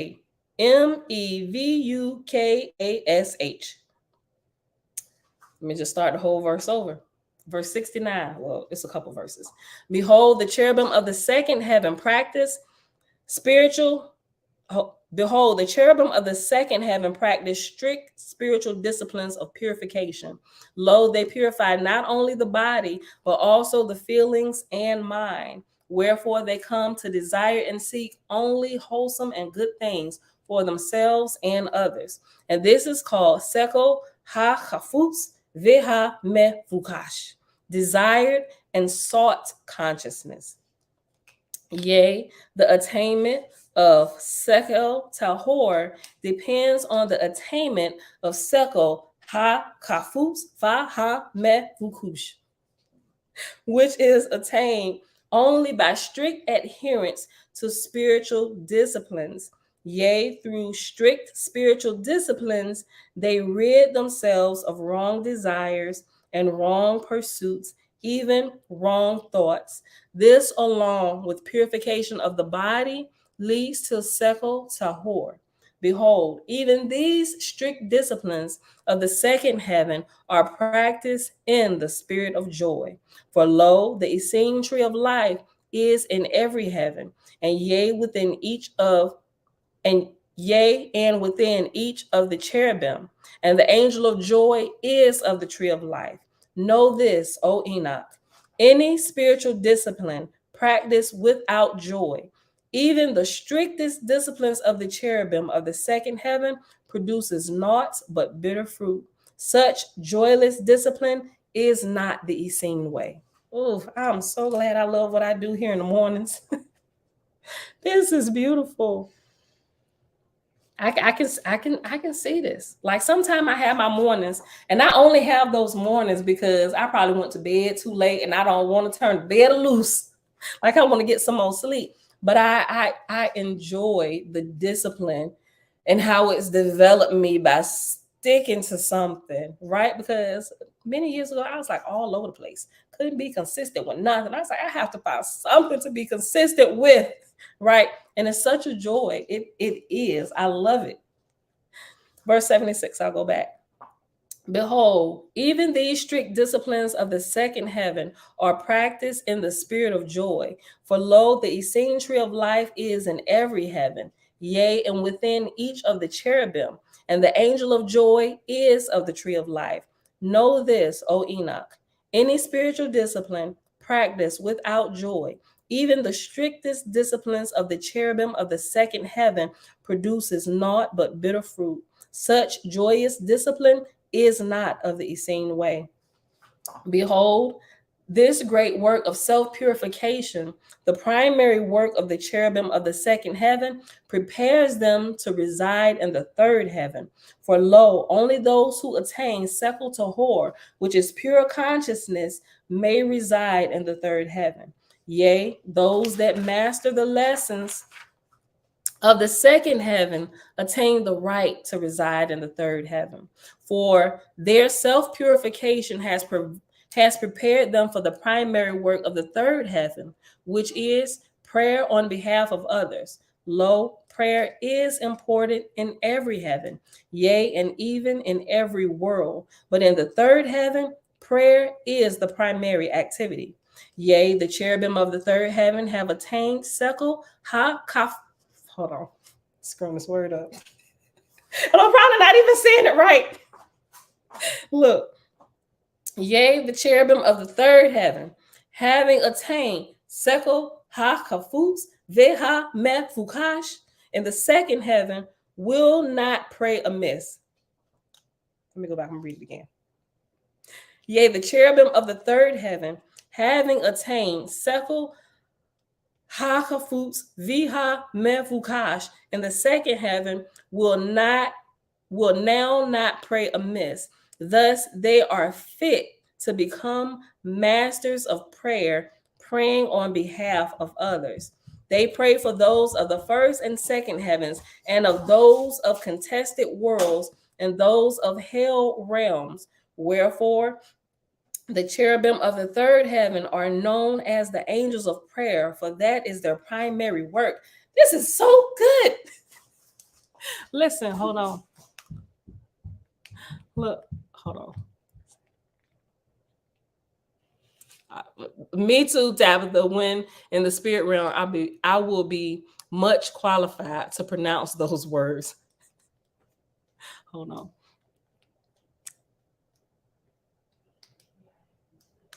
What's going through here? Gloria, look like Gloria and rolled out. You're welcome, Gloria. I appreciate all your reading material. Thanks, and have a great day. Okay. All right, y'all. Master of prayer. This is good. Good spirit info. Now it's time to get some physical knowledge. Peace. All right, Cosmon. See you. All right, y'all. We're going to pause. Are they done with the angels of prayer? Let me see our stopping point in the fourth heaven. Let me see.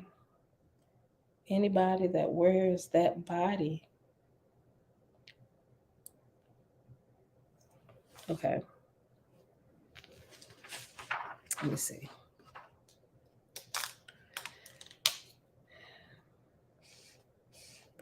The third heaven is prayer. To the fourth heaven. Fourth heaven. Okay, so let's read until, I see the heartbeat and the drum.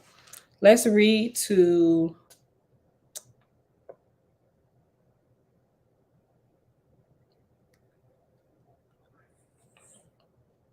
make sure I'm not cutting it off right in the middle.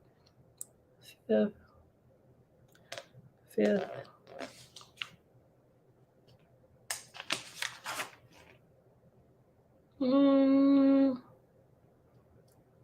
These. Maybe I'll stop at divine plan.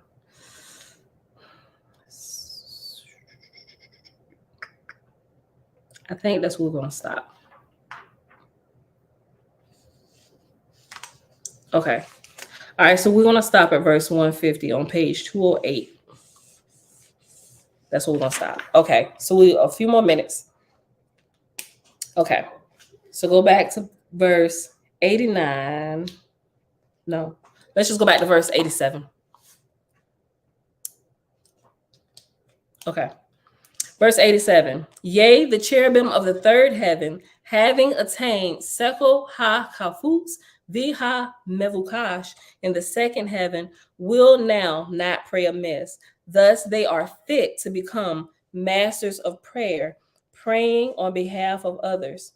They pray for those of the first and second heavens, and those of contested worlds, and those of hell realms. Wherefore the cherubim of the third heaven are known as the angels of prayer, for that is their primary work. Yea, the primary work of the cherubim of the third heaven is prayer. And through this work, along with other study, they will attain Sekel ha-ratzon, the consciousness of will, and they will come to know the power of the will and will master directing the will toward positive ends, the attainment of which is Sekel ha-ratzon. Sekel, yard, I done spell it a few times. Ha-ratzon is H-A-R-A-T-Z-O-N.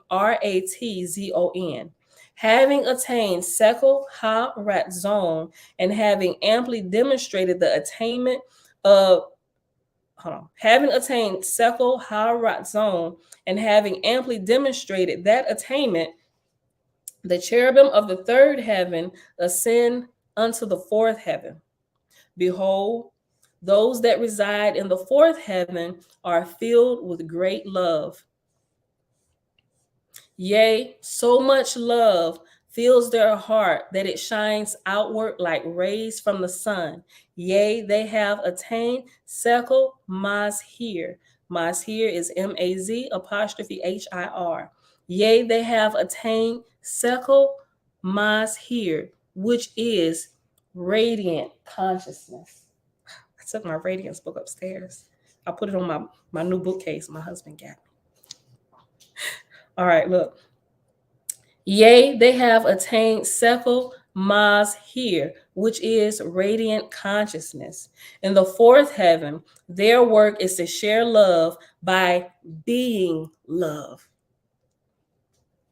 Well, we got some great prompts to help us heal when we can start practicing this. Listen, verse 98. In the fourth heaven, their work is to share love by being love. Become that which you seek to find in the world, or that which you want to see, become that. If you don't see it and you think we need it, and then it must begin with you. Be that in the world of what you want to see, right? In the fourth heaven, their work is to share love by being love. Lo, they radiate love into the atmosphere, thus sharing love with them of other worlds. Through the practice of being love, they transcend the need of food, eating not even fruits. And when one attains the highest degree of Sekel Mazhir, which is Sekel Nitzchi, is Nitzchi.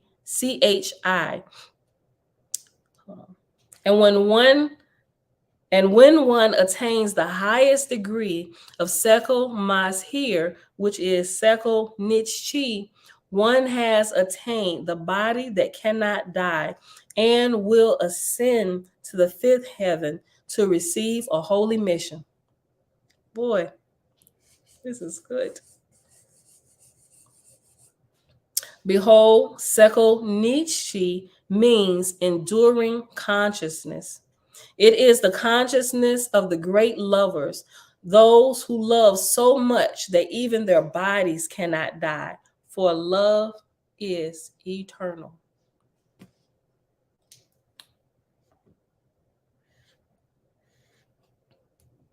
Previous to the attainment of Seko Nietzsche, the eternal spirits of the cherubim live in bodies that need not die, but can die. Lo, the body that cannot die can be seen and touched only by those who also have attained that body. Wherefore, Seko Nietzsche is also called Seko Nistar, which means hidden consciousness. Yea, every type of body, for the most ethereal to the most dense, from the most ethereal to the most dense, is an oh my God. What? Listen. Let me go back to verse 106. No, let me go back to verse 105. Yo, who said this chapter was real good? That sounds like what that is, Tabitha, is that breatharian practice. Now you go Googling breatharian and you gonna see some crap. That's gonna come up on the first page, search engine, Google, right? They're gonna look like they're complete nutcases, bro. You consist, you really only breathe air. Like seriously, who believes that? But listen though, as you begin to climb higher and higher, and as you begin the practice of fasting, and I'm still nowhere near where I want to be in my fasting, in my fasting practices, my fasting practices, right? But when I do the longer fast, I can see how, like, because the way you eat, you program when you eat, how you eat, at what time, and how many times you eat, you are programming your body for that. You can literally program your body for this. Now listen, I understand a little bit more than I did last year. And I understand that the food we eat is a source to get the power from the sun that fuels us inside of us, right? And so if we deconstruct this and we really understand this, what we really need is the nutrients from the sun. And when we figure out how to do that, which it can be done, right? But your mind has to develop. You can't just like, boom, I'm gonna do this, but you haven't prepared your mind, right? You have to walk the process and develop it, understand it, right? And then you can transition off the more dense food like flesh foods. Now you can literally live on plant-based foods, and then you begin to even cut back, because eating a lot of plant-based foods, yes, sunfire foods that are fired by the sun, light, pure light, and you should actually eat when you do, as you transition, as we grow. Here is the road where I'm going, right? As I cut my diet down even more on what I eat, I really want to only consume those fruits that grow the highest from the ground, that are closest to the heavens, because they get much more light, right? And the energy from it is so much more potent, and I get chemtrails, polluting the air, chemicals, all of that stuff. I get all of that, but we ain't talking about that. That's what we have. But as you grow and develop, I think a lot of those things, we shouldn't ignore it. We should consider it, but still don't let it be excuses on why you're not growing and developing to attain higher states, right? That's where I strive to be, to where I'm consisting. And even like we'll learn, if you've already read through Black Root Science, the community that they had, they didn't eat every day, right? They didn't eat every day. The body literally, and hold on, y'all see my medical disclaimer down the bottom, right? Because they might get me for medical misinformation.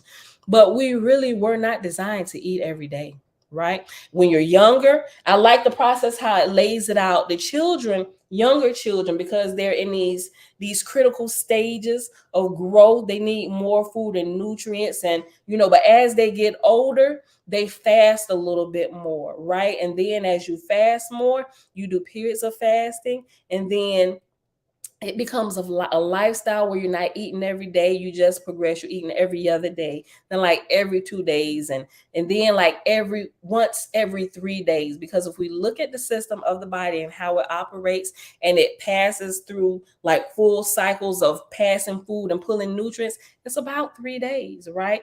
And things are recycled, like all of this stuff. You can like study this get into the holistic side. And I'm just like, man, this is really, really good. Right. So I strive to get there. But yes, step by step, Nazarene is saying, it would definitely cut our grocery bills. You know how much we spend on groceries? Oh my gosh. It is ridiculous. My house, I ain't even gonna give y'all the number. Not even gonna give y'all the number because it's some people's mortgage. I'm like, this is like we eat too friggin' much. Like we shouldn't be. We eat too much, and it's junk. All of this stuff. Look, okay, enough of that. But so but that sounds like a bunch of kookery to people being a breatharian or whatever. Did I say it right? Breatharian. It sounds like a bunch of kookery to people who have not yet progressed to a level where they can even consider something like that, right? If they don't understand, it's like, what? That is garbage. Don't come to me with that foolishness. What are you talking about? Right? Because at one point, some of us like, what you mean don't eat meat? Like, how are we supposed to get our protein? Like, first of all, who told you that? Because you're really just regurgitating garbage that you heard. Somebody taught you that. Right? And I'm like, you're just working off the program. We need to remove this program, right? We need to upload you with good, right stuff. Good, I know that's poor English. Good, right stuff. Vegetarians also eat from the nutrients of the air itself. That whole process is amazing to me. Like it really is. Like you really can. But we ain't getting into that. I'm so many years away from that. But imagine you're able to, listen. There are ways that you see that now with the body pulling in moisture from the air. Like when you're fast, you decide to do a dry fast. That's why some people, we think it's extreme where they do hard dry fast, where they don't touch water at all. Like they don't even brush their teeth or wash their tail. I'm just like, bro, I don't know about that. Let me, but some of them are just doing it because like, oh, this is let's try this.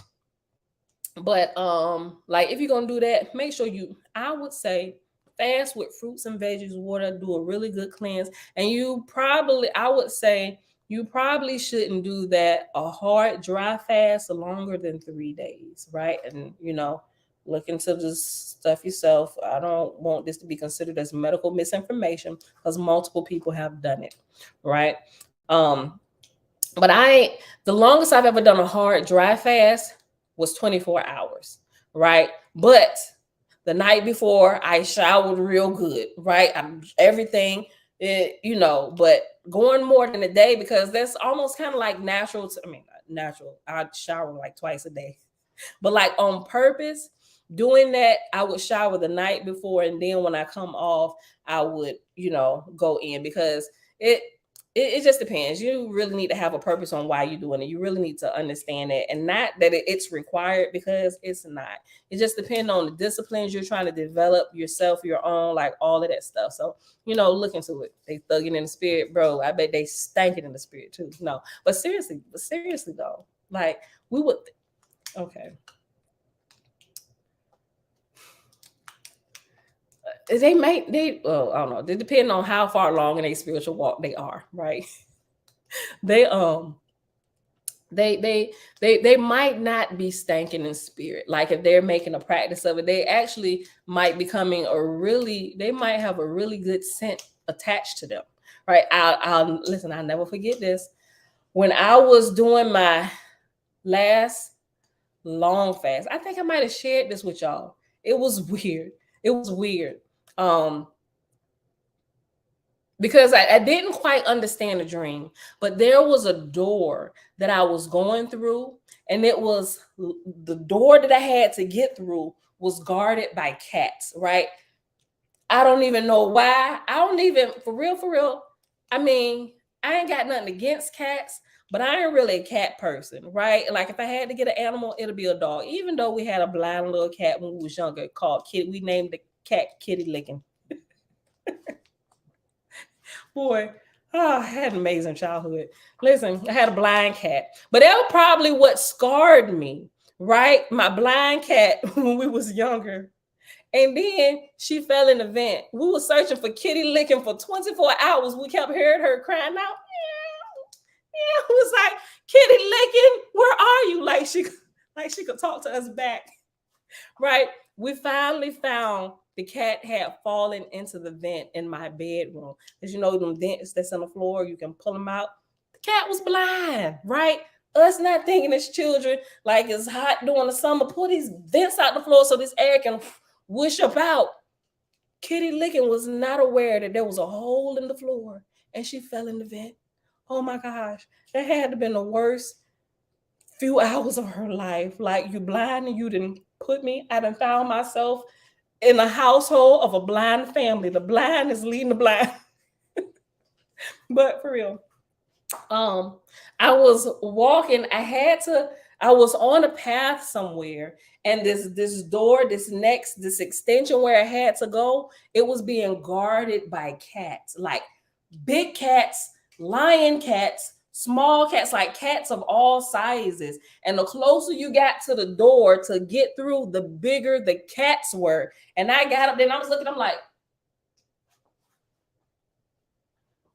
and I looked and I kept hearing this voice like, go ahead, you'll be all right. Just go through the door. I'm like, you see them cats? Like in my dream or a vision, whatever, it was a dream. But I think it was significant of something else. But what happened was, and this, like I said, it was a time while I was fasting, I had this dream. At first, I was like, what in the world is crazy tale dream? But I realized it had a higher spiritual significance. So when I finally went ahead, because I started, so I'm like, oh my gosh, I'm thinking about the cat's claws and scratching me and stuff. But I heard this voice that I didn't see to say, go ahead, you'll be all right. You're going to be fine. You're going to be able to get through the door. You will get through the door. I'm like, okay. So finally, I just like, okay. And so I'm walking cautiously, looking at the cats looking at me. And as I got like, okay, says a line, I didn't get to the halfway point, but I say a quarter of the way to the halfway point, the cats realized I was trying to make it out this door. And I could tell that they were there to guard it, right? So when I got like a quarter of the way to the halfway point, all the cats began, like some of them, they was just kind of like lazing around, licking their paws or whatever, looking off in other directions. But when I got to this certain point, all the cats' eyes were looking at me. And I'm like, and I kind of like paused and I heard this voice, keep going, you'll be okay. And I'm like, looking at the cats, big lion cats. And I'm like, oh my God, they are going to tear me to pieces. And I stood there frozen in fear for a little while. And I'm like, oh my God. And I heard us, go ahead, you'll be all right. And so I'm just like, I just kind of closed my eyes a little bit and I'm inching. I'm like, I'm like doing like this, because at any moment I know a cat is gonna scratch my leg or something, and they're gonna dog pile on me. But that didn't happen. Now, what did happen is they did roll up on me, and I'm just like, you know how cats get up on you and they rub up and rub their tails and stuff, and that's what they started doing. And as they got, they said, just keep on moving, you'll be okay. And I'm like, they touching me. You know, and because I got this thing, listen, I've always had this thing about touching animals and the way that dogs with a lot of skin. I don't know, it's just the feeling, it creeps me out. Even today,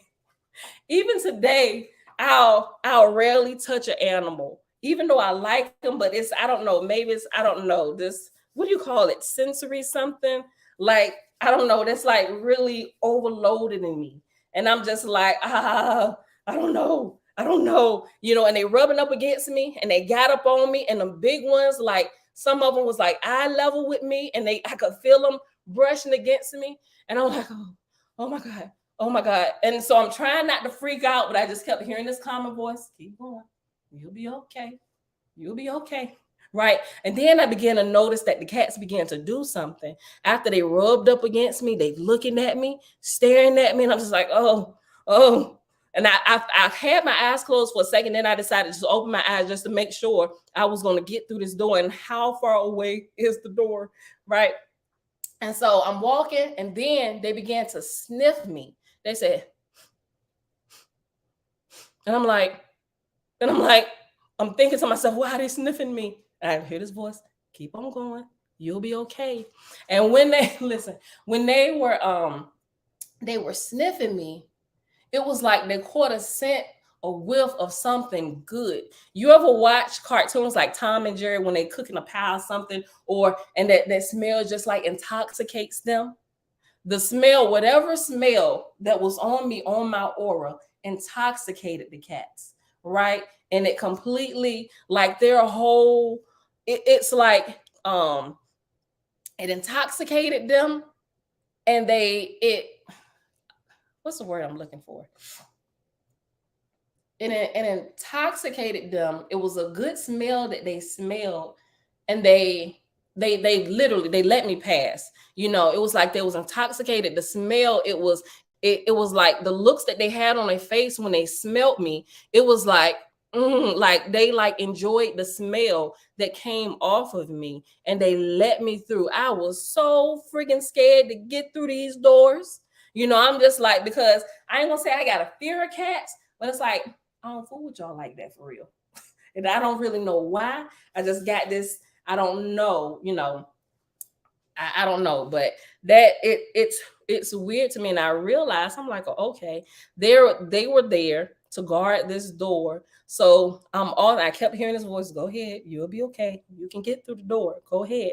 Right. But I do realize that they were there guarding the door. So I can imagine if somebody that didn't smell too kosher came walking through them doors. And I don't even think that the smell represented an actual body smell. I think it had to do maybe like with my life and walking according to the principles of love and light that authorized me to proceed through the door, if that makes sense. Right? Okay. Cats are a little more sensitive to the spirit. Many animals can see how good or bad your aura is. That's good. That's good. I've heard that. Matter of fact, I read something, don't quote me. It's one of my Egyptian books I got or whatever. It talked about cats a little bit. I forget which one. Tickle. Pam Nip make the kitties go wild. Gloria says like catnip. Yeah, Tabitha, my fear is drowning. When I go to the beach or pool, I swim at the edge and dream. Water is my fear. Wow, yeah. So I'm thinking, yeah, we all have to deal with those things that like trip us up the most. We all got things that we have to grow and develop through and have to overcome. Fears of different things. Some I don't know. I don't even know if everybody has a fear. You know, some people say, well, everybody has a fear. I don't know. Some people are just able to conquer it, but you got to do things, and that's one of the things that is a part of the reason why I did. Look, I said I was gonna do live videos, but when I first started, I chickened out. But I felt the nudging of my spirit team, do it live. I'm like, I'm not. I'm just going to record it and upload it, right? Because I really wanted to break myself out of my fear of speaking to people, standing in front of people, talking. Like literally, I would during there have panic attacks, you know, and I'm just like, I hate feeling this way, like walking in front of people, talking when my voice is cracking, I start shaking. On the inside, I feel like I'm doing like this.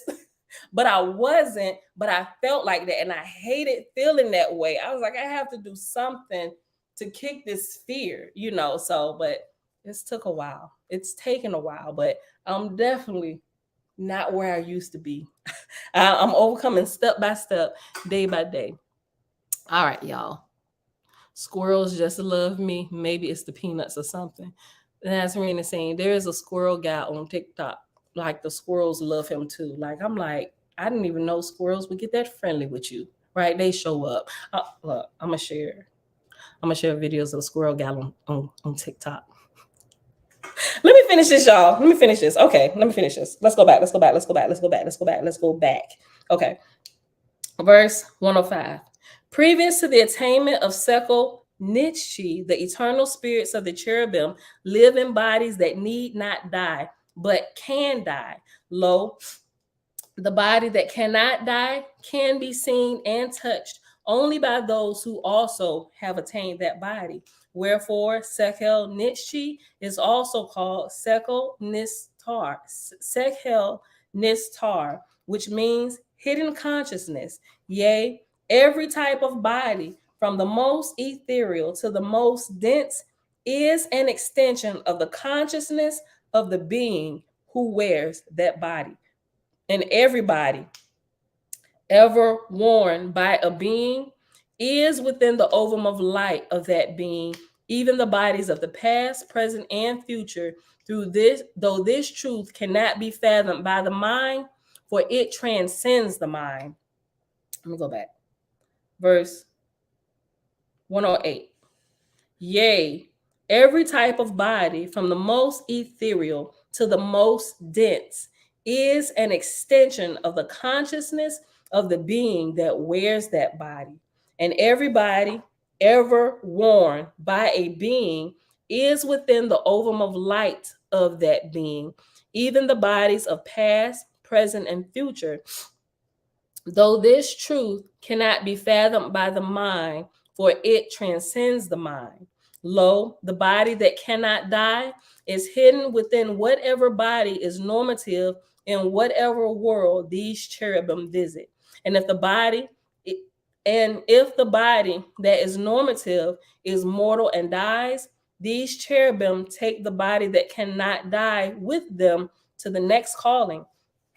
For they visit whatever worlds they are called to visit by the drumbeat, that is the heartbeat of the Lord and Lady. And many of these worlds are mortal worlds, for love goes wherever love is needed.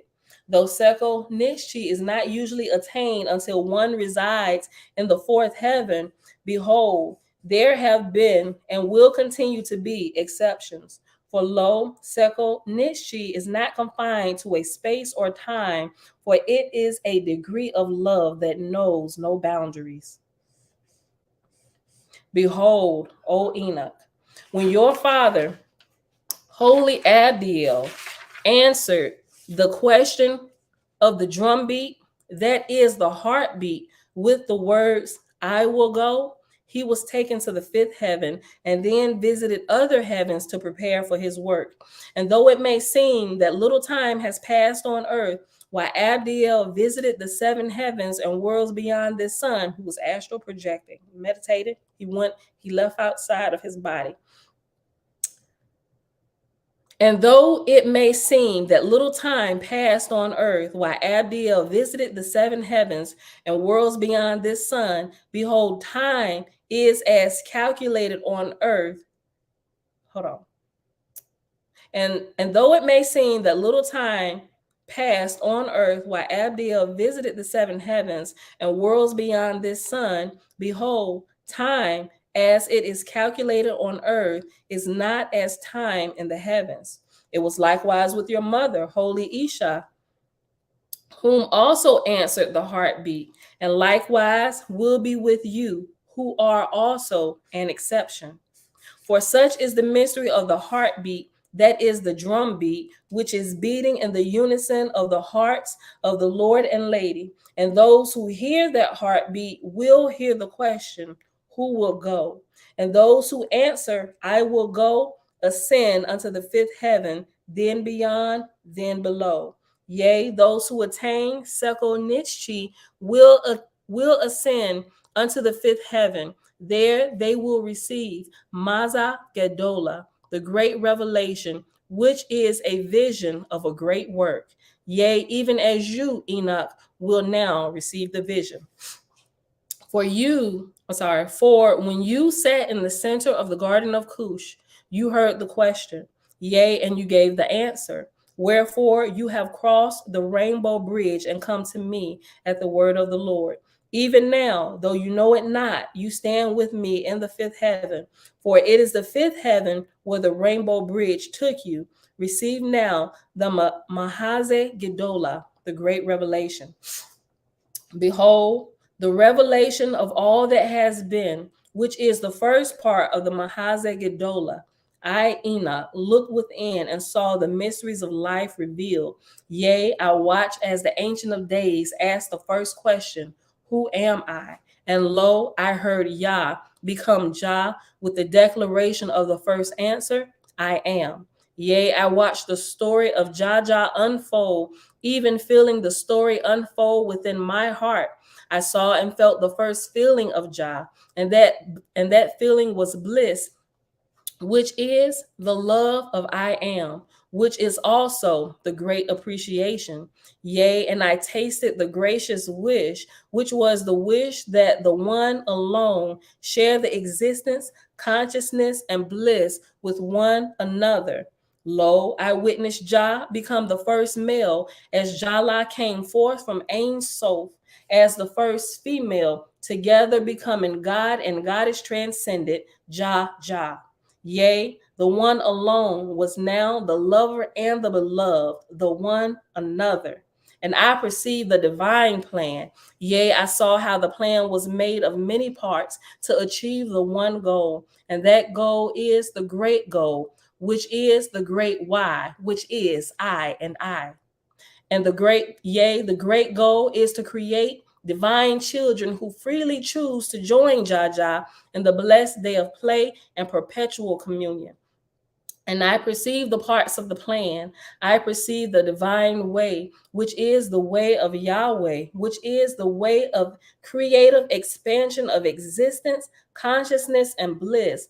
And I perceive the great school, which is the mother ovum, and of all the ovums within that ovum, which are the countless bodies and worlds within worlds, in which the children of Jah expand in existence, consciousness, and bliss, learning what must be learned at each level until at last they pierce the mother ovum, enjoying Jah and Jala in heaven most high. And I perceive the universal laws, which are the laws of being, which are encoded into the very fabric of being. And I perceive the great freedom, which is the freedom of every child of Jah to choose good or evil, to choose fellowship with Jah or reject Jah. And I perceive the means of intervention of Jah, which is Jade, the Lord Christ, and Jannah, the Lady Christ, who are the hands of mercy, by which Jah reaches from heaven most high into the mother ovum to save those suffering from the consequences of the great freedom. Yea, I saw within myself all these things of the divine plan. And that is verse 150. And I put the line right there. And it seemed like we getting on the flow, but I'm going to pause. Like he right in the thick of this. But I said it was going to pause at 150. So we're going to pause. All right. Yo. This is good. Go ahead and read ahead if you want to. By all means, do if you want to. But that is where we're going to pause today.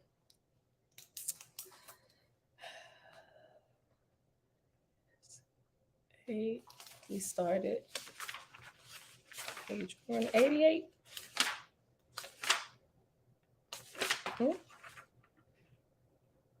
No, verse. Where we at? Verse 208. Yeah. We read a lot of pages. Okay. Yeah.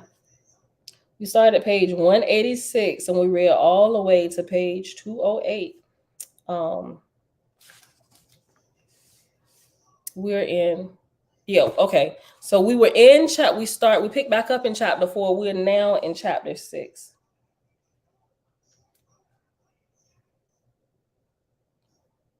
All right, y'all.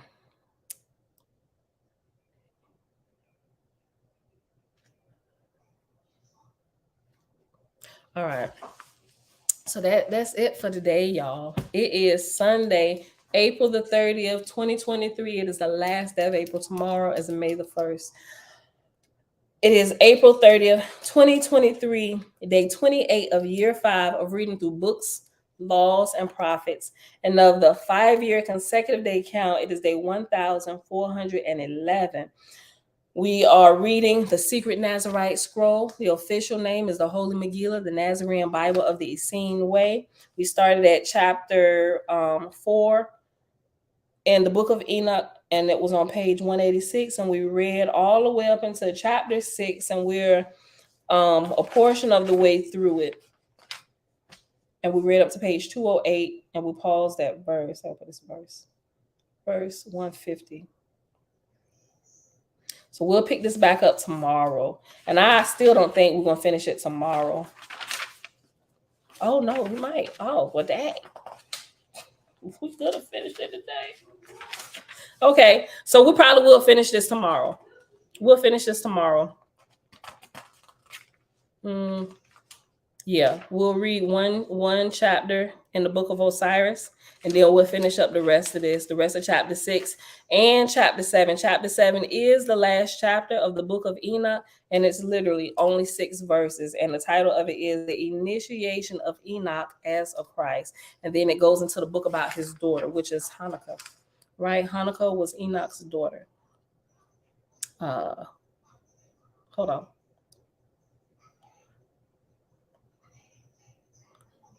Right, his daughter, adopted daughter. Let's say that it was his adopted daughter. All right, beautiful people. So let's see. It's Sunday. Give me an adoration for Creator today. Somebody else. What can we say about our great Creator? Thank you, Elisha. Thank you. What can we say about our great Creator today? I want us to be engaged, right? Y'all stay for the engagement. Now give me some engagement. What can we say about our Creator? I say everybody here, say something about the Creator. Just put it in the chat. And I'm gonna read them. And then we'll give out our many words of adoration. And then we're gonna hit the outro. And y'all enjoy the rest of y'all Sunday. Right? Nobody. Bueller. Yes, Jamia, come through, sis. Thank you, Father, for the masculine and feminine wisdom. Anybody else? Bueller. All powerful. Ray, thank you, Elizabeth Weaver. Father, you are all powerful. Anybody else? Pure love. Yes, Gloria. The net out of this world. The net, you still here? Yes, sis. We ain't leave you behind. Vanette, like, listen, Pam, you need to get your time together. I told you what I got to do in the morning. I'm sick of this now. Elijah, Creator ever present. Thank you for being the sun in our lives. May your presence be amplified within each of us. All praises. Hallelujah. Hebrew School of Virginia. Yes. Shalom. Creator is beautiful. BC, Brandon Carter, unwavering joy. I love that. Anybody else? Kendrick. Yes, sis. Thank you, Heavenly Creator, for just being. Yes, right? That's what we learning how to do too. Teaching us just how to be, right? We're the rebels that broke free, and over here we just gonna be. Anybody else? We on the roll. Let's go. Mom, thank you, Creator, for giving us great hunger and thirst for righteousness. Yes, dating the Danite of Damascus. Hold on. That is Kathy. He always surprises his people. Right, and you said your name in there. I didn't see it, but I remember dating the Danite of Damascus. He always surprises his people. Yes, thank you. Anybody else? Misha, hey, sis, thank you, Creator, for the love of, okay, thank you, Creator, for the love of him. For the love of Creator, yes, thank you for the Creator, for the love of him. Yes, amazing. Then that, Jaja, Father, and Mother, we love you. Okay, keep them coming in. I'll read a few more, then we're going to head into the outro. Anybody else hanging out in the background?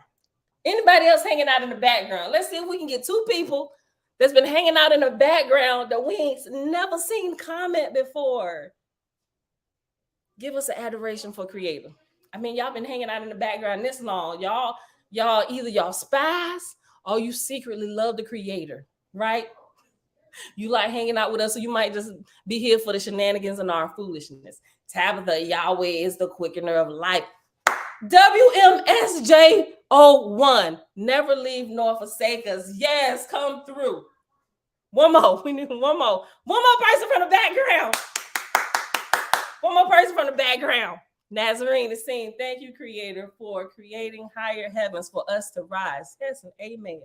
All right, my background people hanging out in the background. Who will be next? Will there be another?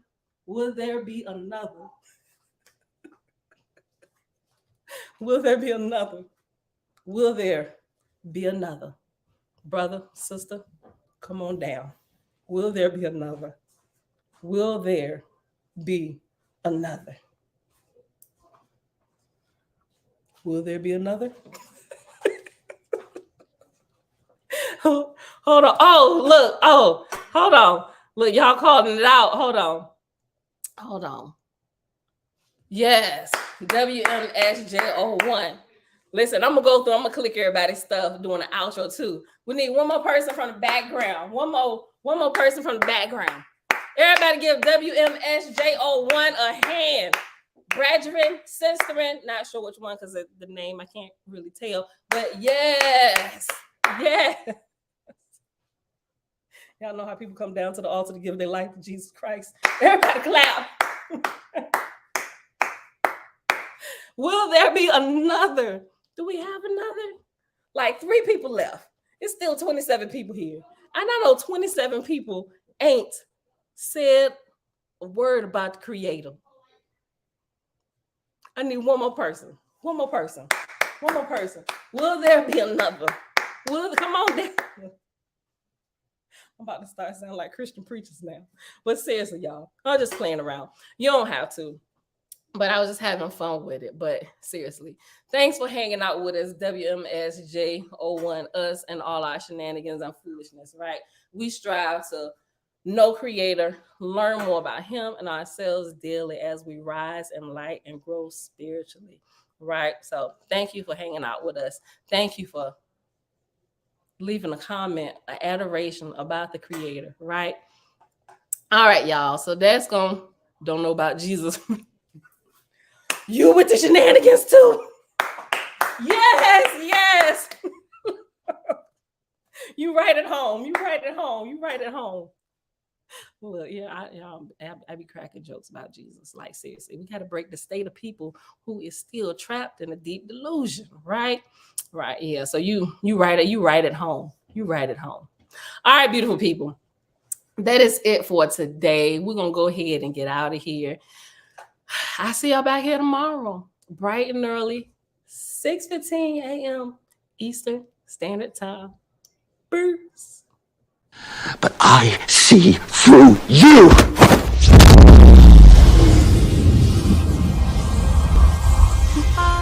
I'm from outer space. I got Milky Way for blood, evolution in my veins. I'm gold. I've been far away. I'm What did you just do to me? I pushed your astral form out of your physical form. What's in that tea? Psilocybin? LSD? It's just tea. With a little honey. What just happened? For a moment, you entered the astral dimension. What? A place where the soul exists apart from the body. Why are you doing this to me? To show you just how much you don't know. Open your eyes. been dreaming about flying for a long time. I had a vision from the birds, they want a cold sign. What's happening? This isn't real, this isn't real, this isn't real, this is... Dreaming about flying for a long time. I had a vision from the birds, they want a cold sign. His heart rate is getting dangerously high.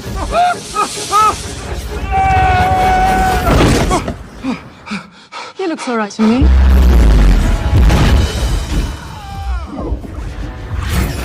You think that this material universe is all there is? I don't need gravity, I need What mysteries lie beyond the reach of your senses? Existence, mind and matter meet. Thoughts shape reality. I don't need gravity, I just need I'm a missile of this illusion. I am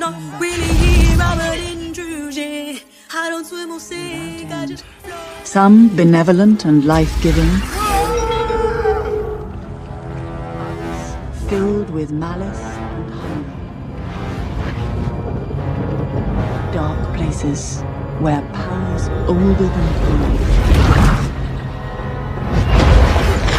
and waiting.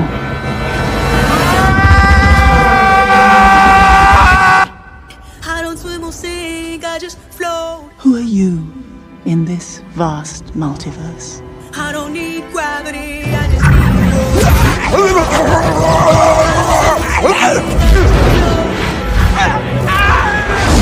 I don't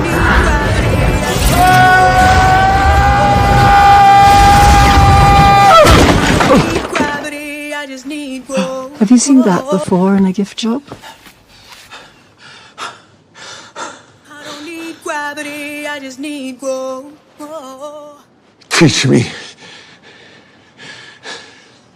No.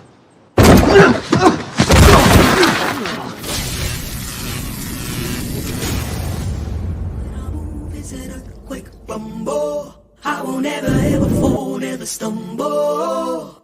And I don't need to be humble. Break down walls like Jericho crumble.